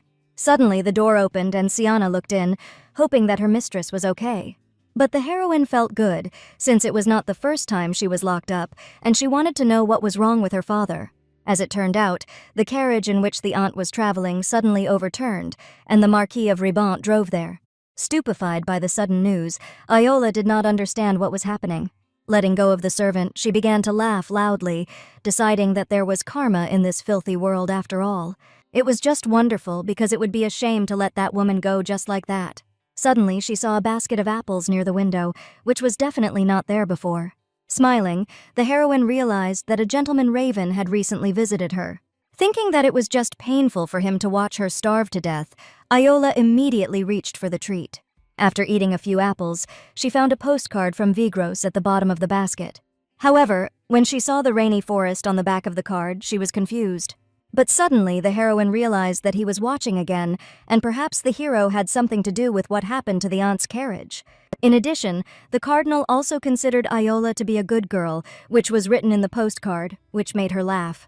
The next day, 2 knights unexpectedly came to the heroine and each brought a basket of flowers. This left Iola in a stupor, because she did not expect that everything would turn out this way. After carefully examining the messengers, she came to the conclusion that they were an exact copy of their masters. The crown prince was the first to send a bouquet, and, having learned about this, Vigros also sent flowers, of which there were more than 5 times. In addition, the cardinal also sent cosmos, which meant happiness in love and personal life, and was also a symbol of affection. Sighing languidly, the heroine could not believe that Vigros knew the language of flowers. But her dreams were interrupted by a knight from the prince, who immediately demanded an answer for His Highness. It was clear from his eyes alone that he did not understand how this fake saint dared to exchange letters with the crown prince. Looking at him with a smile, Iola thought aloud that His Highness had clearly made a mistake with his assistant. After all, the heroine did not ask to send her flowers, and then a knight unknown to her demands an answer from her. Confused and automatically putting his hand on the sword, the warrior did not understand what the mistress meant. Seeing his hand and sword, Iola concluded that the knight had forgotten where and in front of whom he was now. At the same moment, he hid his hands behind his back in fright, becoming confused and turning away. Approaching the cardinal's warrior, she wanted to convey her deep gratitude to his master for such a wonderful gift. As the prince's knight shook his head in confusion, the warrior of Vigros remembered something important. Inside the basket from the duke, there was a note written by him personally for the mistress. Surprised, Iola thought that in this case, perhaps she should give an answer. However, as it turned out, Iola only needed to read the note when she was alone. Unable to stand it, the prince's knight, insulted by his mistress, decided to leave and report everything to His Highness. Taking the basket with him, he furiously walked away, under the bewildered gaze of the heroine. She did not understand who he was going to complain to, because the crown prince would take her side when he found out about everything. After that, she said goodbye to the duke's knight and safely returned to the chambers with the gift. In the room, she took out a note, and it turned out that Vigros was planning to steal it. Later, when the knight returned to the cardinal, the hero wondered how the heroine reacted. After learning that she was happy, he also wanted to know how the messenger reacted. As it turned out, he smiled very broadly, which also pleased the duke. Most of all, however, Vigros was pleased that Iola was able to recognize the language of these flowers. Getting out of bed, the hero put his feet on the flowers given by the prince, which now lay in a pool of blood. The cardinal decided that after he trampled on the crown prince, he would certainly fulfill all his wishes. He couldn't believe that Ophid dared to disturb his precious saint. Those words spoken by the prince many years ago in the imperial garden, addressed to the hero and his mother, still resounded in the mind of Vigros. He wondered if the arrogant prince would still despise him if the hero found out about his true feelings. But perhaps it would be better to continue pretending that he knew nothing.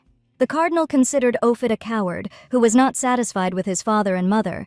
He also wanted to take the saint away from him. Meanwhile, the corpse of the prince's envoy lay to the side, bleeding. Looking at him, Vigros decided that he no longer needed him and ordered the knight to remove him. The warrior at this moment thought that the master was thus pointing out to Mistress Iola what kind of person she was dating. Starting to choose an outfit, the hero did not know what his precious saint would like. A little later, the heroine also decided to choose an outfit for a walk.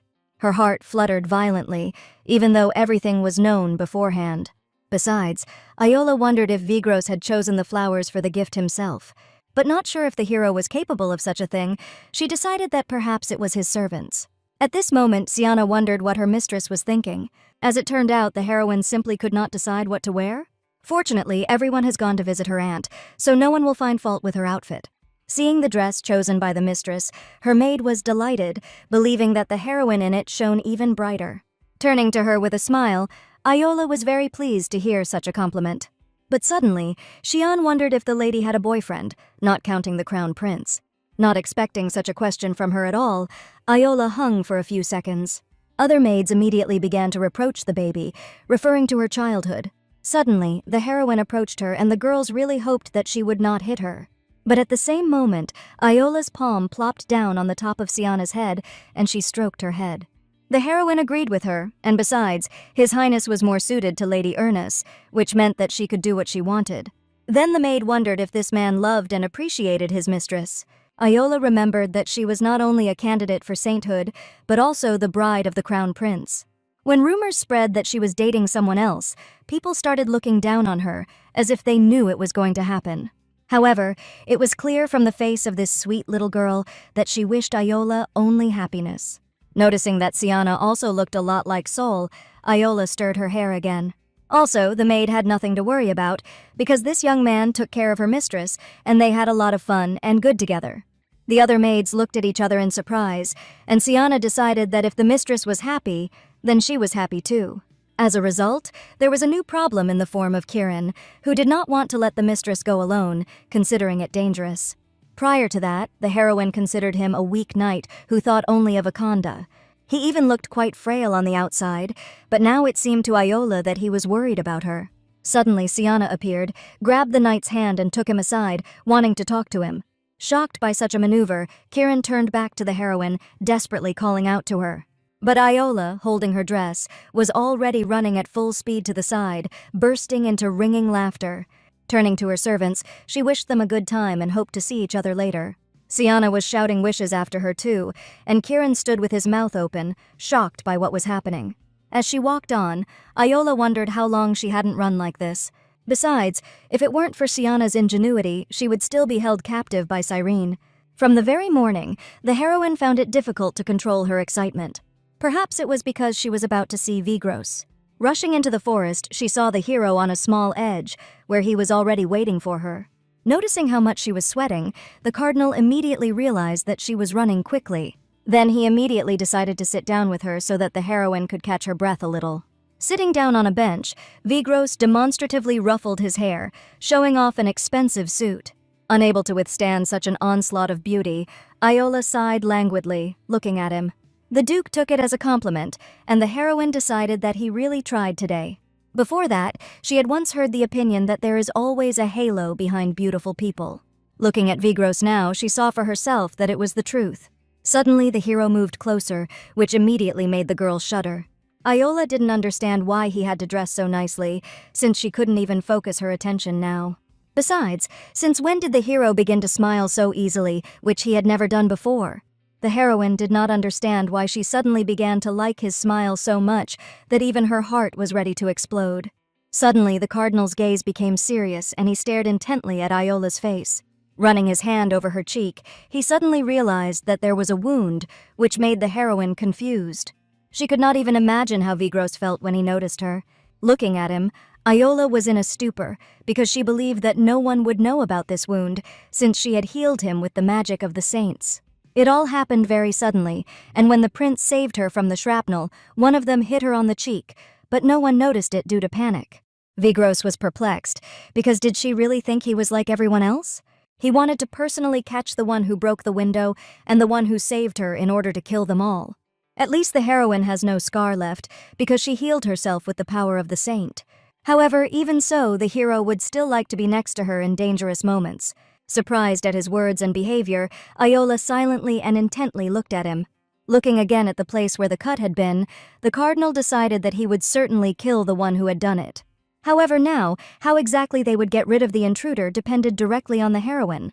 Therefore now the Duke wanted to hear words of gratitude from her for holding out so much and not killing that bastard. At this moment, Iola remembered the rumors that Duke Illa was able to silence even a crying child. After that, he suddenly kissed the girl on the lips, sending her into a stupor.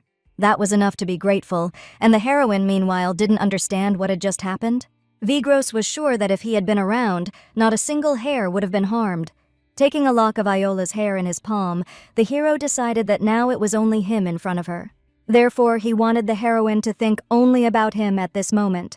After a while, in the late afternoon, they were again sitting on the veranda in one of the restaurants. The girl, meanwhile, recalled how, finding herself in this novel, she also remembered Kim Ji-young's past life. Iola did not understand if there were even stranger situations in her life. Sweating with excitement, she was sure that this moment was the strangest. Looking at the smiling cardinal, she didn't understand who he really was.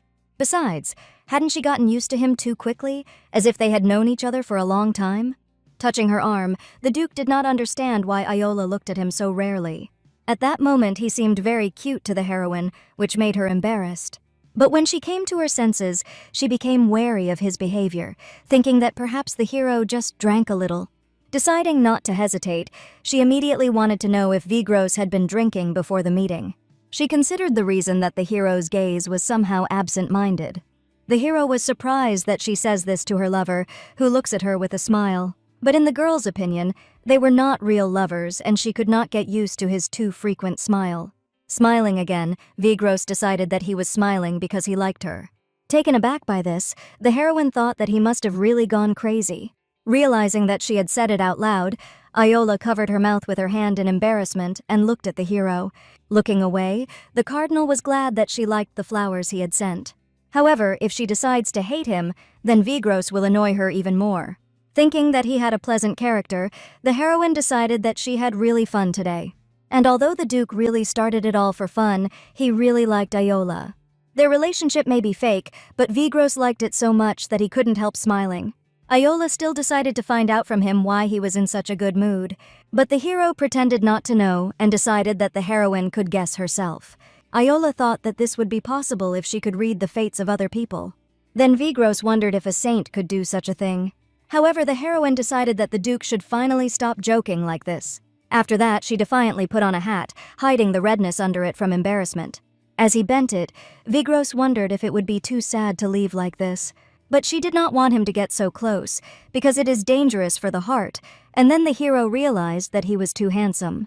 Iola suddenly realized that she was beginning to succumb to his influence, just like Akanda in the original.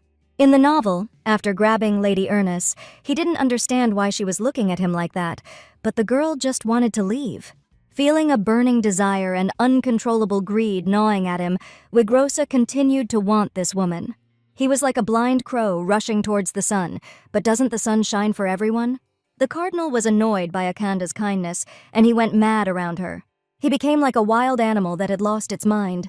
However, Lady Ernest tried to break free from his embrace, believing that she did not need any of this. Most of all, Akanda wanted to say goodbye to the Duke and just go home. Then Wigros wondered, if he kills the guy next to her, then she will belong to him? Would Lady Ernest be only with him if he robbed her of everything she held dear? Horrified by his words, Akanda did not understand why he was saying this. But the reason was only that the hero sincerely loved the girl and did not want to let her go. After all, in the end, she will get scared and run away, after which the sun will go out. And then, in the cardinal's arms, only the skin of the girl he wants will remain. As Iola remembered this content, her face expressed deep horror, and the hero suddenly called out to her. Not understanding what was happening to her, he handed her a spoon with a piece of cake on it. Seeing the confusion in her eyes, he decided that she was just remembering something bad. Bending down to eat the cake, the heroine was annoyed that such a content of the novel comes to mind. After that, she safely ate the cake from the spoon held out by Vigros, smiling at him. At this moment, the eyes of everyone around them were fixed on them, and everyone was shocked by what was happening. Later, when night fell on the ground and the moon rose majestically in the sky, the imperial castle was filled with an atmosphere of peace. The only person in it who did not like it now was Prince Ophid, who again had nightmares in his dreams. Suddenly, the window was touched by passing birds, which made him jump up in a cold sweat, screaming. Immediately, a knight ran up to him, hoping that His Highness was all right. Calmly closing his eyes, Ophid decided that everything was fine with him and the guard could leave. Not the first time, but the knight agreed to leave him and safely left the crown prince's chambers. The heir did not understand why he was tormented by this terrible dream again. There were different situations in it, such as when he held Iola in his arms, trying to bring her to her senses, or when he was sitting on the bed and she was lying on his lap and tears flowed from the heroine's eyes. After that, another scene united them with everything that had never happened before. After all, Ophid had never seen Iola cry in front of his eyes or in his presence. This annoyed him a little, because he had never asked her to be polite to him. Suddenly, another knight came in to greet His Highness. Like the previous one, he was also ordered by the Crown Prince to leave immediately. But as it turned out, the knight brought His Highness a report on the work done. From it, Ophid learned that the knight who had been sent to Iola with flowers had returned dead. Furiously squeezing the paper, he clarified that it was indeed true. Realizing that this was almost no different from a dream, the prince looked out the window thoughtfully. Both now and in his dreams, Ophid could not cheer up the heroine, no matter how hard he tried. However, this disgusting guy sent him a knight's head, as if boasting. From this, the prince deduced that Duke Illa was just laughing at him, along with Iola. Horrified by what was happening, Ophid did not understand if Wigros was planning to take what belonged to him again. Meanwhile, the heroine and the cardinal sailed on a boat along the river, admiring the reflection of the starry sky in the water surface. Noticing the smile on the hero's face again, Iola still did not understand since when he smiled like this. Looking at her carefully, he pretended that he did not know what it was about. Hearing that he was smiling all the time, Vigros decided that it was only happening around her. The heroine wondered if he had now begun to play the role of a lover who was embarrassed after such pleasant words. Laughing, the Duke thought that perhaps the girl simply did not trust him. Clarifying that it was a joke, Iola laughed as well, and then stole a glance at him. But as it turned out, if she continued to look like this, Vigros might not be able to stand it. The heroine believed that she was just playing staring, but in the cardinal's opinion, she was testing his patience. It was dangerous to provoke like that, especially if it was about him. Screaming at what she heard, Iola remembered that the terrible Duke Illa was sitting in front of her. If people find out that he talks so rudely, then everyone will be shocked. After clarifying this, the girl scooped up water from the river with her palm and sprinkled it on the hero. After that, he fell silent, and looking at him, she agreed with the opinion that when a person is silent, he seems completely different. Taking her hand, Vigros wondered what the heroine was thinking about now. At that moment, she remembered the maid's words that there were already rumors about their relationship. Iola wanted to add something else, but when she looked into the Duke's eyes, she blushed, stopping in mid-sentence. At the same time, she felt an emotional explosion inside herself, deciding that she couldn't just communicate with such a beautiful person. After calming down, she also remembered that there had been big changes in the imperial palace, and the hero wondered what was wrong with her family. As it turned out, they planned to use the laws of the empire, because the more laws, the stronger you are. However, knowing that she was the crown prince's fiancé, Vigros understood that the family would not let the girl go so easily. Hearing these words, Iola suddenly had an epiphany and looked at the cardinal in surprise. Before that, he himself offered her to move in with him, and if these were not empty words, then she herself wanted it. At the same moment, they both laughed, and Vigros decided that he would look forward to it. He was curious to see their faces when he unexpectedly stole that treasure they didn't even know about.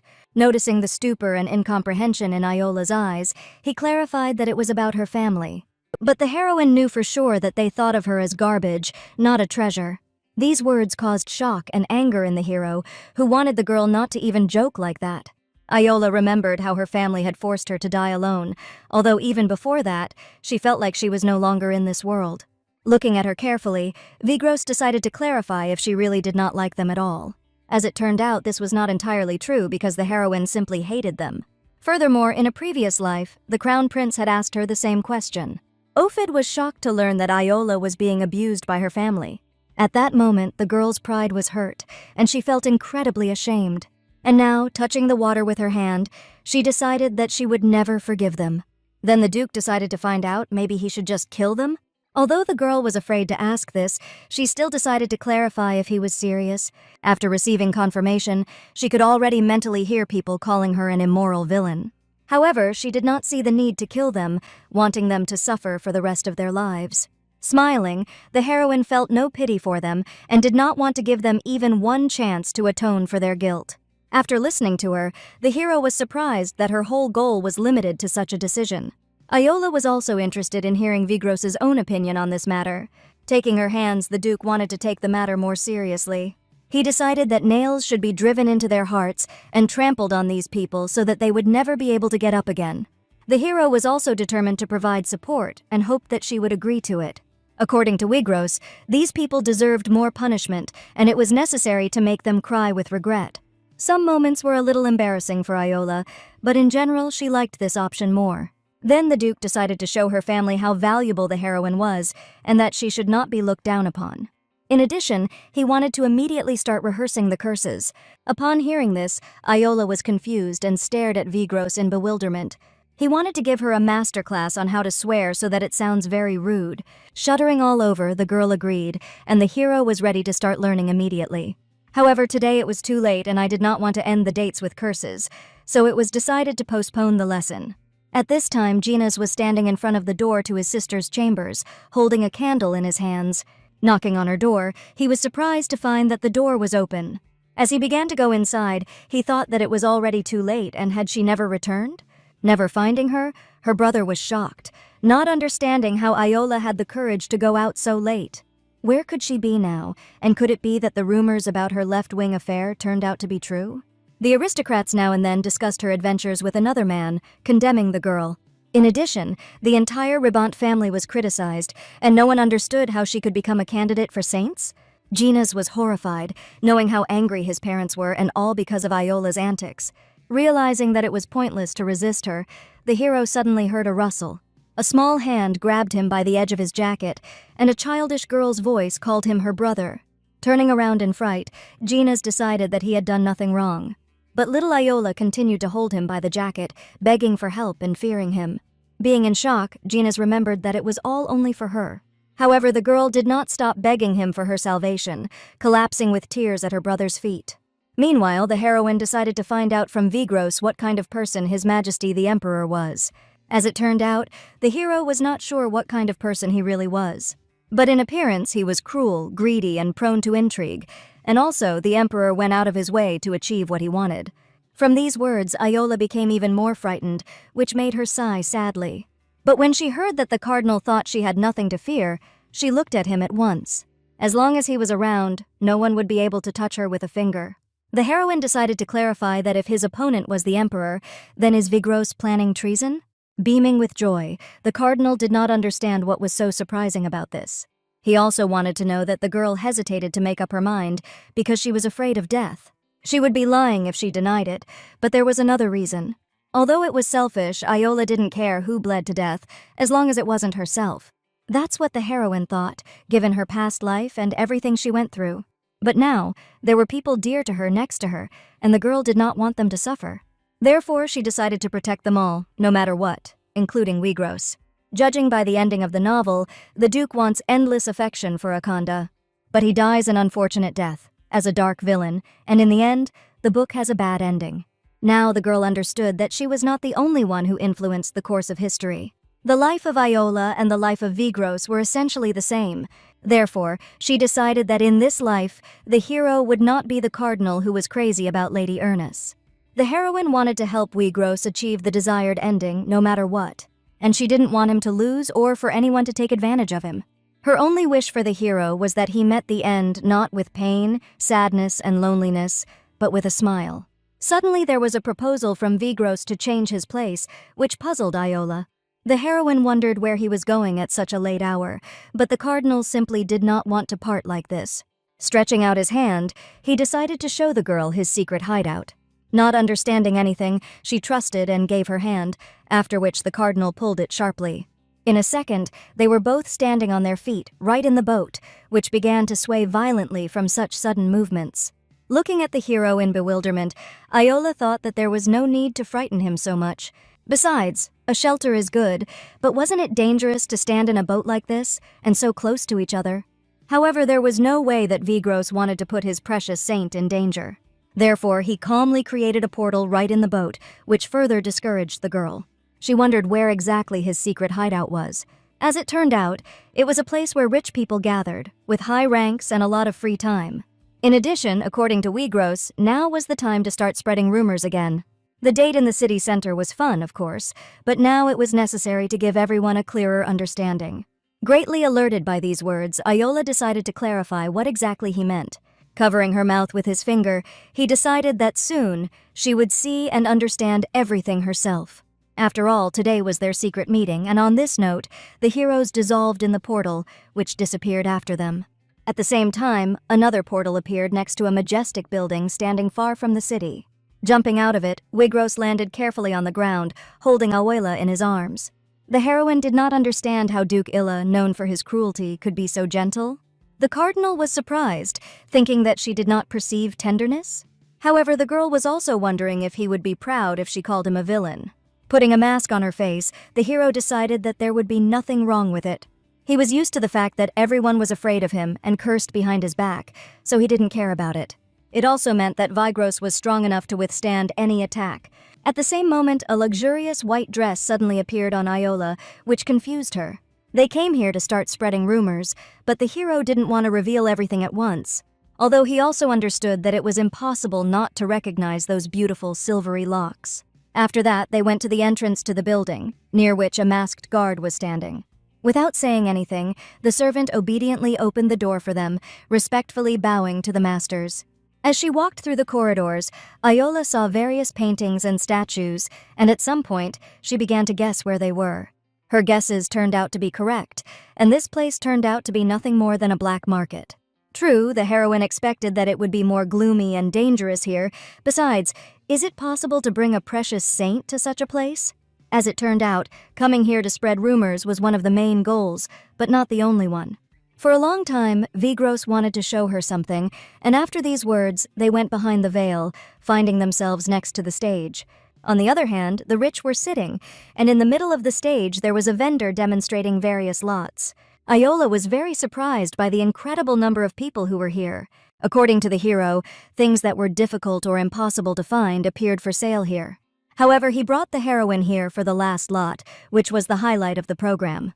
While one worker solemnly carried him to the stage, another warmly introduced the main event of the day to the guests. Aoila was shocked to see that it turned out to be her precious flower, created from crystals. Bets started immediately at 500,000 and instantly soared to several million. The heroine was amazed at how ardently these people wanted to buy her flower. Frozen in shock, Aoila was now convinced that Rake's words were true. After the preparations for the auction were completed, he met with her and the gentleman at the Ill Mansion. Rake decided that when there were too many things and they were not of much value, then he would put her lot up for auction. Twisting the flower in her hand, the heroine was worried that no one would like it, and then no one would buy it. However, Vigros's subordinate was willing to swear with his life that this would not happen. After all, the flower was made of precious stones, while it had a delicate aroma and also, it will bloom forever. The cardinal was calm, because Rake would never set his eyes on something that did not bring money, so he could be trusted. In addition, as the owner of the black market, he could personally assure that this flower would become the new symbol of the empire. Meanwhile, guest number 28 won the auction and became the proud owner of a precious flower. In fact, Wigros wanted to buy everything here so that no one would get anything. But then his beloved saint would have problems, so he didn't do it. In blissful ecstasy, Aoila also felt a strange sensation inside. The girl always heard that a loser like her could not do anything, and no one ever really wanted her. Everyone only insulted the heroine and rejected her, and this was her everyday life. But now, she felt as if she was receiving recognition from all these people. Looking at her carefully, Wigros was sorry that Aoila was happy about such a trifle. Taken aback by such words, the heroine stared at him in bewilderment, her eyes rounded. Smiling back, the hero decided that they still had a lot to show. Grinning, the girl was in full agreement and taking the cardinal by the arm, confidently looked at the stage. Meanwhile, a white carriage suddenly drove up to the entrance to the black market building. Seeing the crown prince coming out of it, the guard was shocked and trembled. Handing him the document, Ophid came here with an inspection, by order of His Imperial Majesty. Looking menacingly at the guard, he wanted to be immediately escorted to the black market. After a while, the prince walked along the corridors of the house, accompanied by his knights. Even knowing the depravity of this rotten society, he still had to ignore it. However, Ophid knew that the guests of the black market had silently identified its owner, who turned out to be Duke Illa. Thus, such a place was not only the secret place of Wigros, but also the power of those who used it. Most of the guests here were high-ranking aristocrats, and even the emperor had a hard time controlling this place. In order to maintain power, the imperial family turns a blind eye to the existence of this place and only patrols. Looking at the guests from the balcony, the prince was just making his rounds, but when he ascended the throne, the first thing he wanted to do was destroy this place. Suddenly, his eyes fell on the couple who were standing in the distance, and to his horror, he recognized Yahello von Ribant. Even the mask could not hide her silver hair, by which you could immediately recognize the heroine. Confused, the crown prince didn't understand why his fiancée was here. Besides, it was safe to say that she was standing next to Vigros. This was evidenced by his black cat mask, which was the symbol of the owner of the black market. But why are they together, and why is she smiling as if she is happy to be around him? Realizing that she had never smiled so much next to him, Ophid gritted his teeth with jealousy.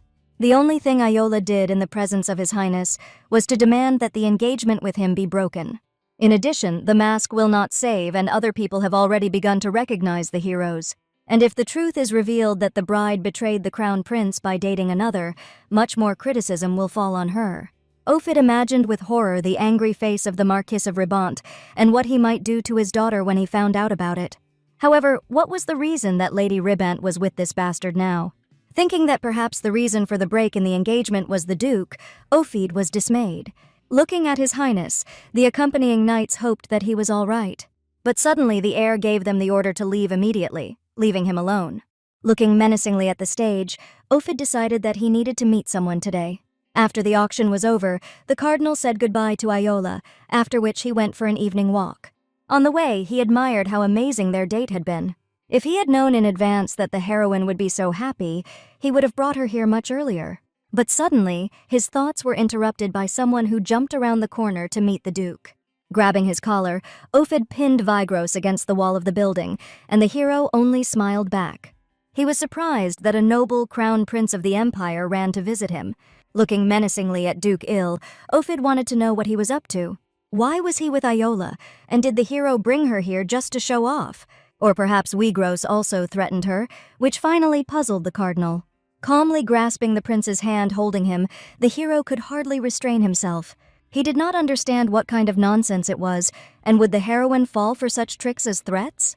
Although Vigros understood that the prince was not so close to the bride to know such a thing. Ophid was furious, not understanding how this man dared to be bold with him.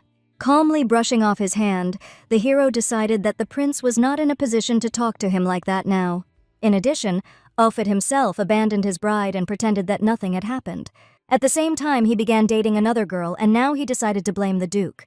The prince wanted to object, but could not find the words, for Vigros was right. Besides that, everyone already knew about it, and did His Highness really think that he could do it? But Yahello couldn't? It was time to stop making excuses and finally admit that no one had ever given him the right to do this to a girl. Ophid froze in helplessness to answer this, and the hero meanwhile began to leave. This was Duke Il's final warning, and the prince was no longer to be interested in Yahello's life and affairs. Instead, he must be ready, because even if Vigros falls under the curse or his heart explodes, he will not leave him alone.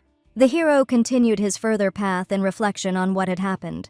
He was indignant at Ophid, because of whose appearance all the good mood was brushed away. But the surprises did not end there, and a girl in a raincoat suddenly appeared around the corner, bumping into him. Looking at her in surprise, Vigros hoped that the lady was all right. Meanwhile, Akanda was thrilled to finally meet him.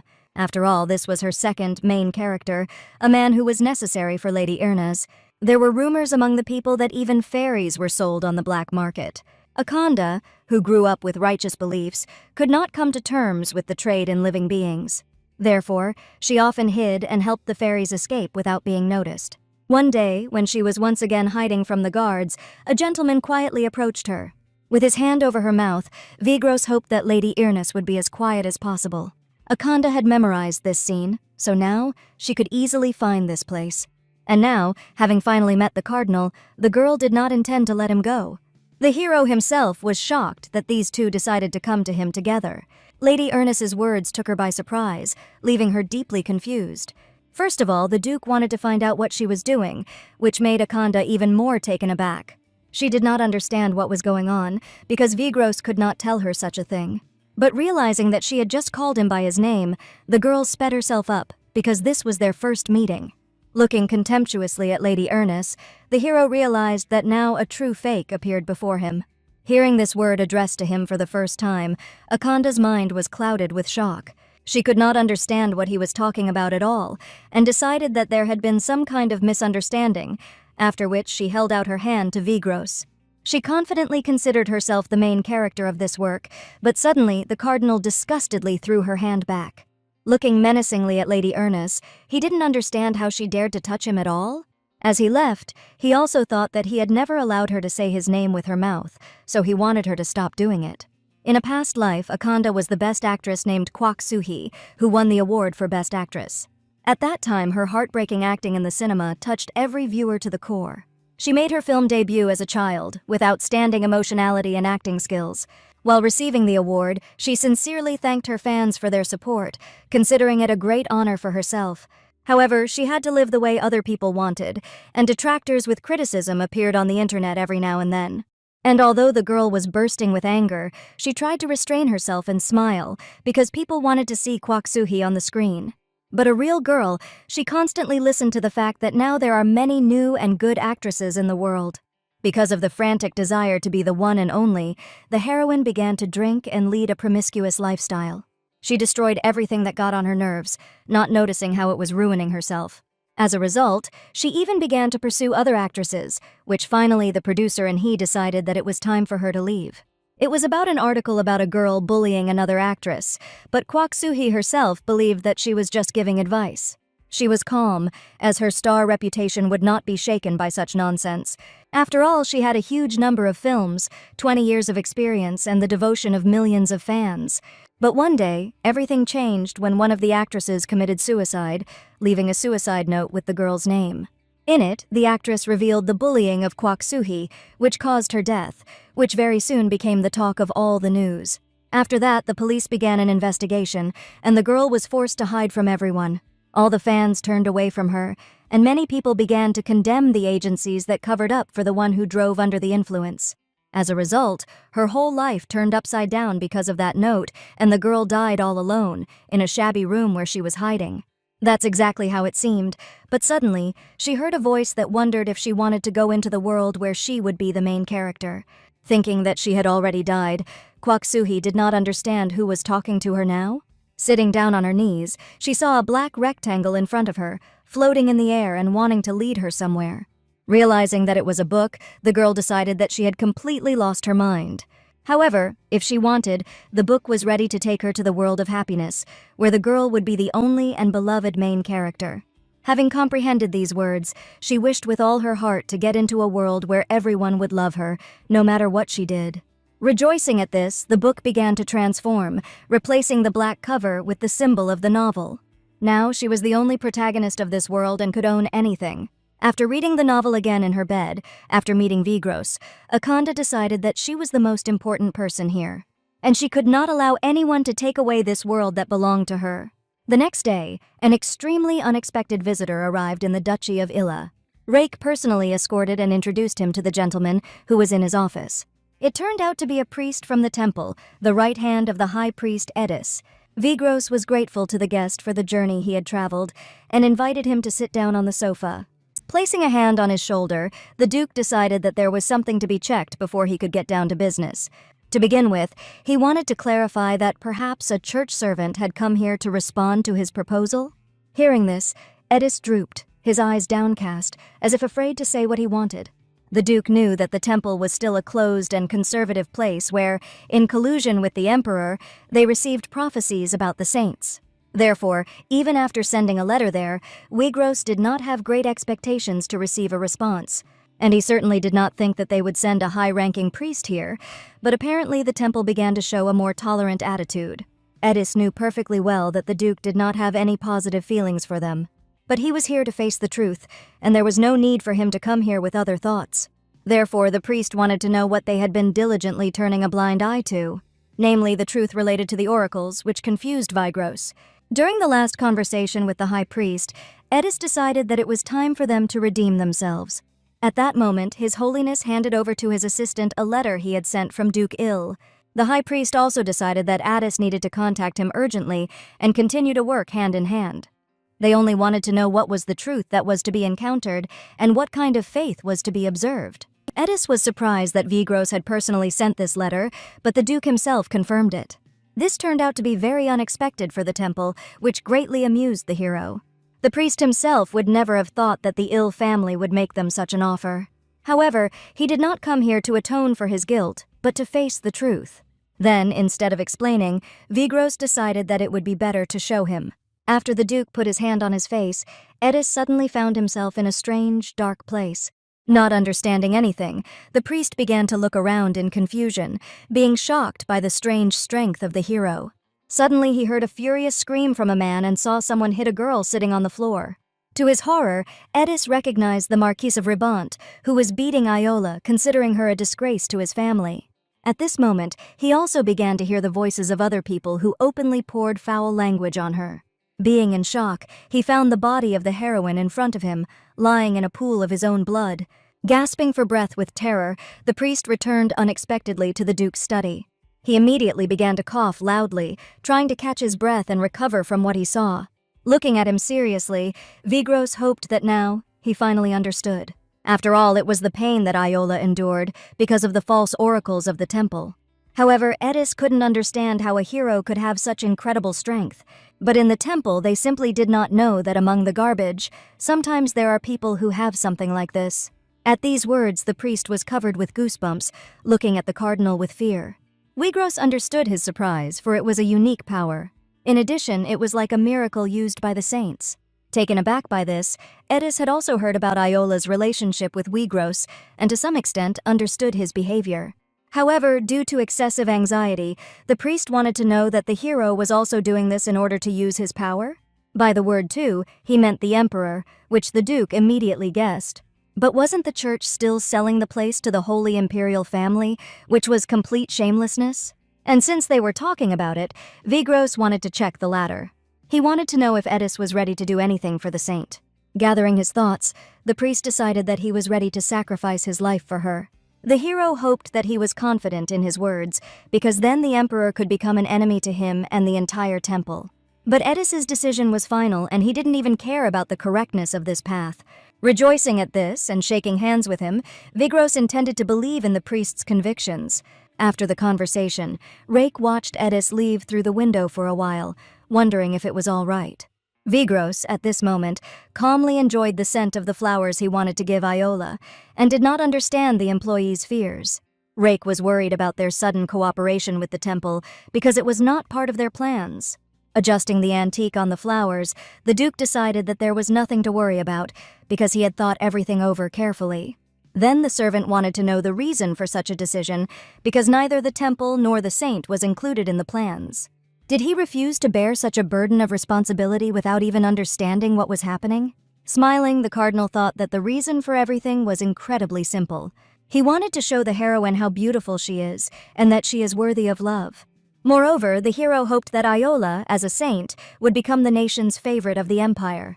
The rumors spreading about her throughout the empire had no end in sight. Gossip was very different, and someone even believed that she received the title of false saint thanks to her wealth. And Vigros wondered if Rake realized how baseless these rumors were. It was funny that the good rumors that they were trying to promote in order to drown out the bad ones disappeared very quickly. It seemed incredibly strange, and now the employee understood it too. It seemed that no one was interested in the innocence of Yahello von Ribant. Rake came to the conclusion that someone was intentionally interfering with them, and the Duke thought it was a very good idea. But this man must have enough power to do so. Besides, he will probably lose the most if the heroine becomes a saint. Realizing that it was directly about the emperor, the worker was horrified. However, Vigros personally knew no one who could be capable of such an act, except for this old man. Probably he watched both girls and made a balanced decision. Namely, the monarch decided which of them would be most useful to him. While one side is shining to create a perfect future, the other has decided to trample it completely. Yahello was completely innocent of the unfounded rumors and criticism against her. It's just that the emperor used her, making the heroine a scapegoat. Therefore, Vigros intended to make Yahello a saint and make everyone know her real one. If this happens, no one will dare to criticize the girl anymore, and she will become the beloved saint of the entire empire. Meanwhile, Ophid arrived at the saint's mansion for a scheduled meeting with Akanda. But when he learned that she was gone, the prince was very surprised and decided to ask the servants where she could go. As it turned out, it was unknown, but Lady Ernest wanted to tell His Highness that the matter was urgent. The servant decided to find her, but the prince forbade her, deciding that he would come next time. After that, he went out onto the veranda and slowly walked straight, chasing different thoughts in his head. It was all very strange, because Akanda had never cancelled a meeting with him. Moreover, even her personal servant Jane unexpectedly disappeared somewhere. Besides, he could not forget the night when he returned in the carriage, after meeting the Duke of Illa. Looking out the window, he looked at the night landscapes of the city and reflected on the latest events. But suddenly, his gaze fell on the cloaked girl, whose face he recognized as Akanda. Confused, he didn't understand what she was doing here at such a late hour. After all, if you think objectively, there was nothing but a black market in this alley. Dismissing the thought that she had also seen Vigros, the prince decided that he must have just imagined and identified himself. At that moment, Ophid heard a familiar laugh and a voice coming from the street. Iola walked along the path in the company of Tiana and Kiran, talking merrily with them. The prince wondered why she was so joyful. And since when did she begin to smile so sincerely? Because she had always been cold and indifferent. But suddenly he felt a lump in his throat, and his heart sank to his heels. Ophid remembered that her smile was not at all uncommon, but rather an ordinary expression on her face. It's just that the prince didn't know it, since she had always been cold to him. And really, if you think about it, he was the only person she didn't smile at. Ophid did not understand whether he, the crown prince of an entire empire, could suffer from something like this.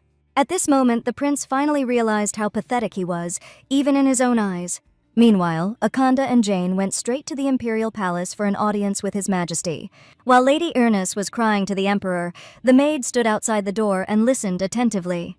The old man wanted to know who had so upset the poor girl, who was shedding bitter tears. The emperor thought she had been offended by the crown prince, but Akanda immediately denied it. However, Ophid already has a fiancé, and that if he falls in love with Lady Ribant, Lady Ernest will be a hindrance. The girl was afraid that if she did not become a saint, she would probably have to leave the prince. Furiously slamming his fist on the armrest, the old man thought it was nonsense and decided that Akanda had nothing to worry about. In the emperor's opinion, she should have realized long ago that no one else would become a saint except her. But Lady Ernest was worried that she, being not a bride, had her eye on His Highness, who had seen Iola so often lately. Listening to all this, Jane sincerely sympathized with her mistress, shocked that this cocky fake was to blame for everything. Unable to bear it, the maid decided to help her mistress in some way. The emperor, meanwhile, was convinced that Lady Ernest's fears were unnecessary. He believed that that stupid girl could never become a saint. In addition, the old man had heard rumors that Lady Ribant, being the crown prince's fiancée, was dating another man. This showed the arrogance and recklessness of the heroine, and only Akanda was worthy of becoming a saint in this empire. Looking carefully at the monarch, Lady Ernest decided to ask if he was ready to take her side. However, in the opinion of the emperor, this was too obvious, and he wanted to prove his words with deeds. Namely, he decided to postpone the date of the girl's debut to an earlier date, which shocked her. A big reception is just about to take place, and when she arrives there as Ophid's companion, everyone will officially acknowledge the connection between them.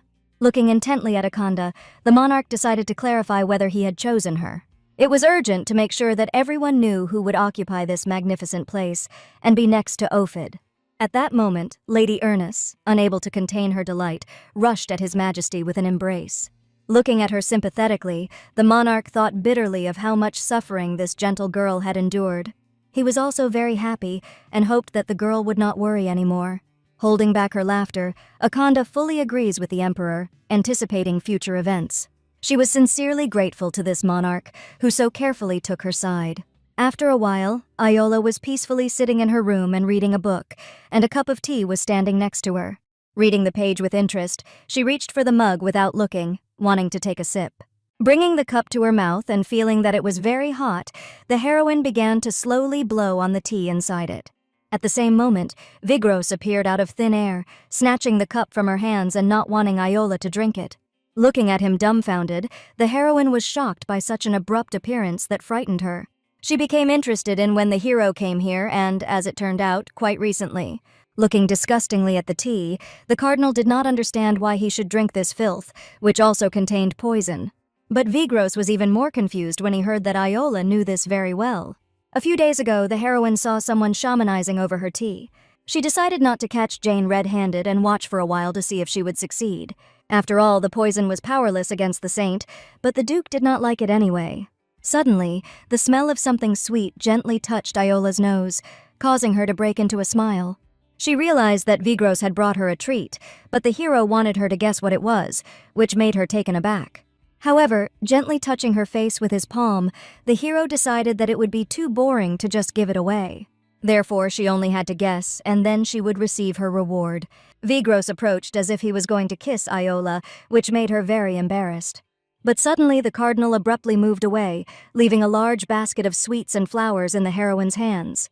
Looking at the gift, the girl was sincerely surprised and found it very cute. Then the hero wondered if she really expected something different from him.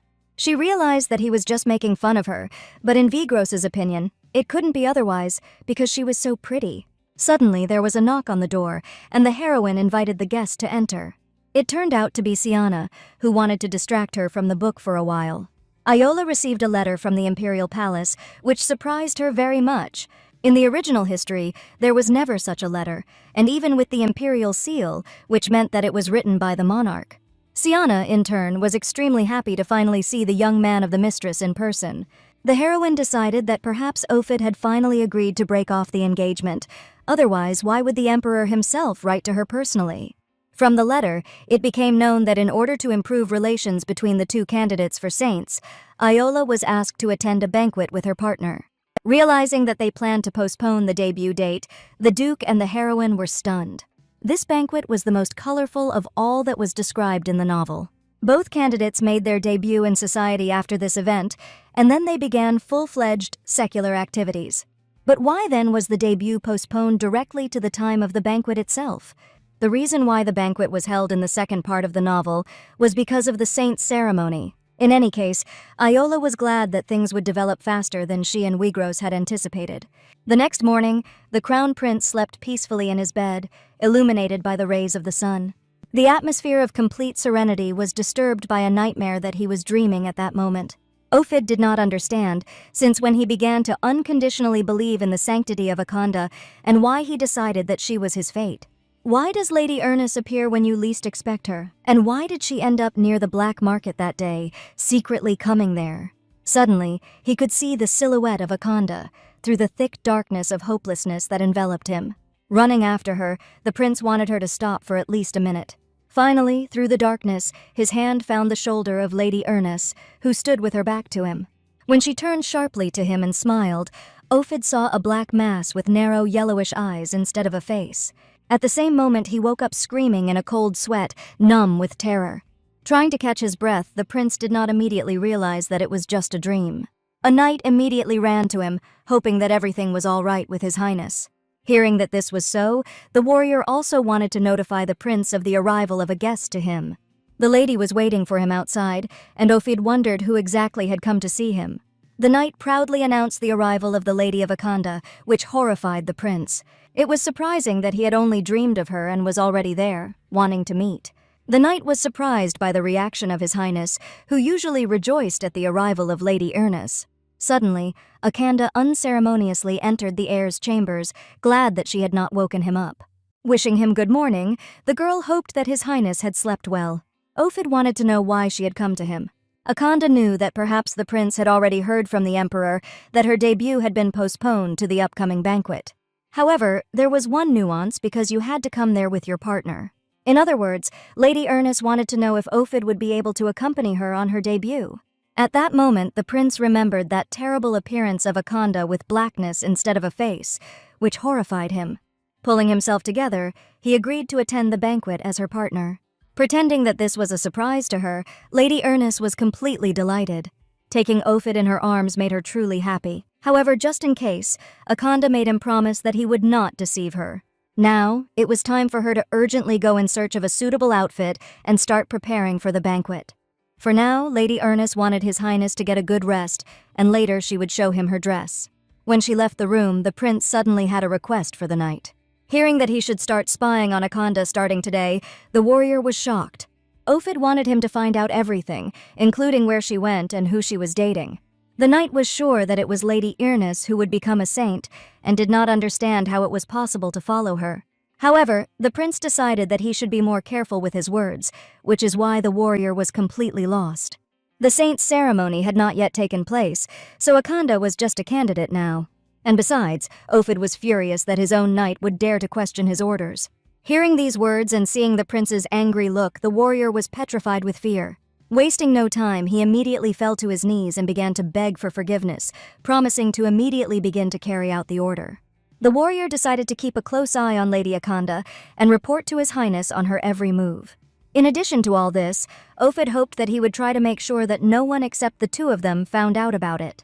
Especially that information should never reach the ears of Lady Irnis herself. Later, while in his mansion, Wigros wondered how Iola's preparations for the banquet were going.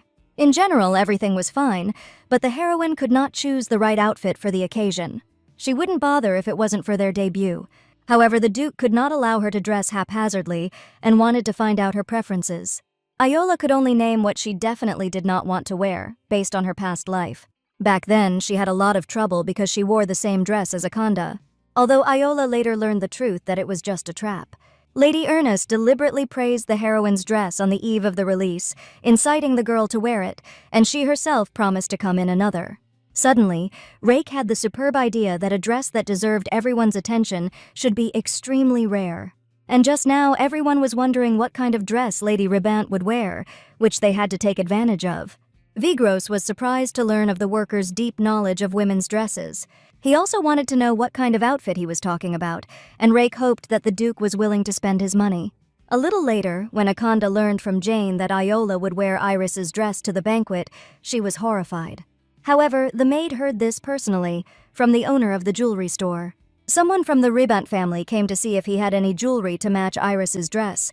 Jane was sure that Lady Ribant was not capable of getting her hands on such a legendary dress, so she must be bluffing. According to rumors, Iris' dress was created by mistake by wizards and had a unique fabric that was smooth and shiny like metal.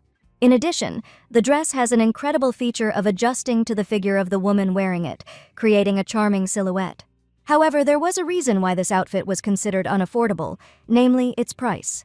Even high-ranking aristocrats were unable to purchase this legendary dress, which was kept in perfect condition. It was demonstrated only on special occasions, under the constant patronage of the imperial family. Blue with envy, Akanda simply couldn't let Iola wear something like that.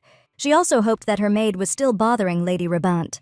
As it turned out, Jane had added something to her tea, and Iola must have drunk it without the slightest suspicion, since she didn't know anything.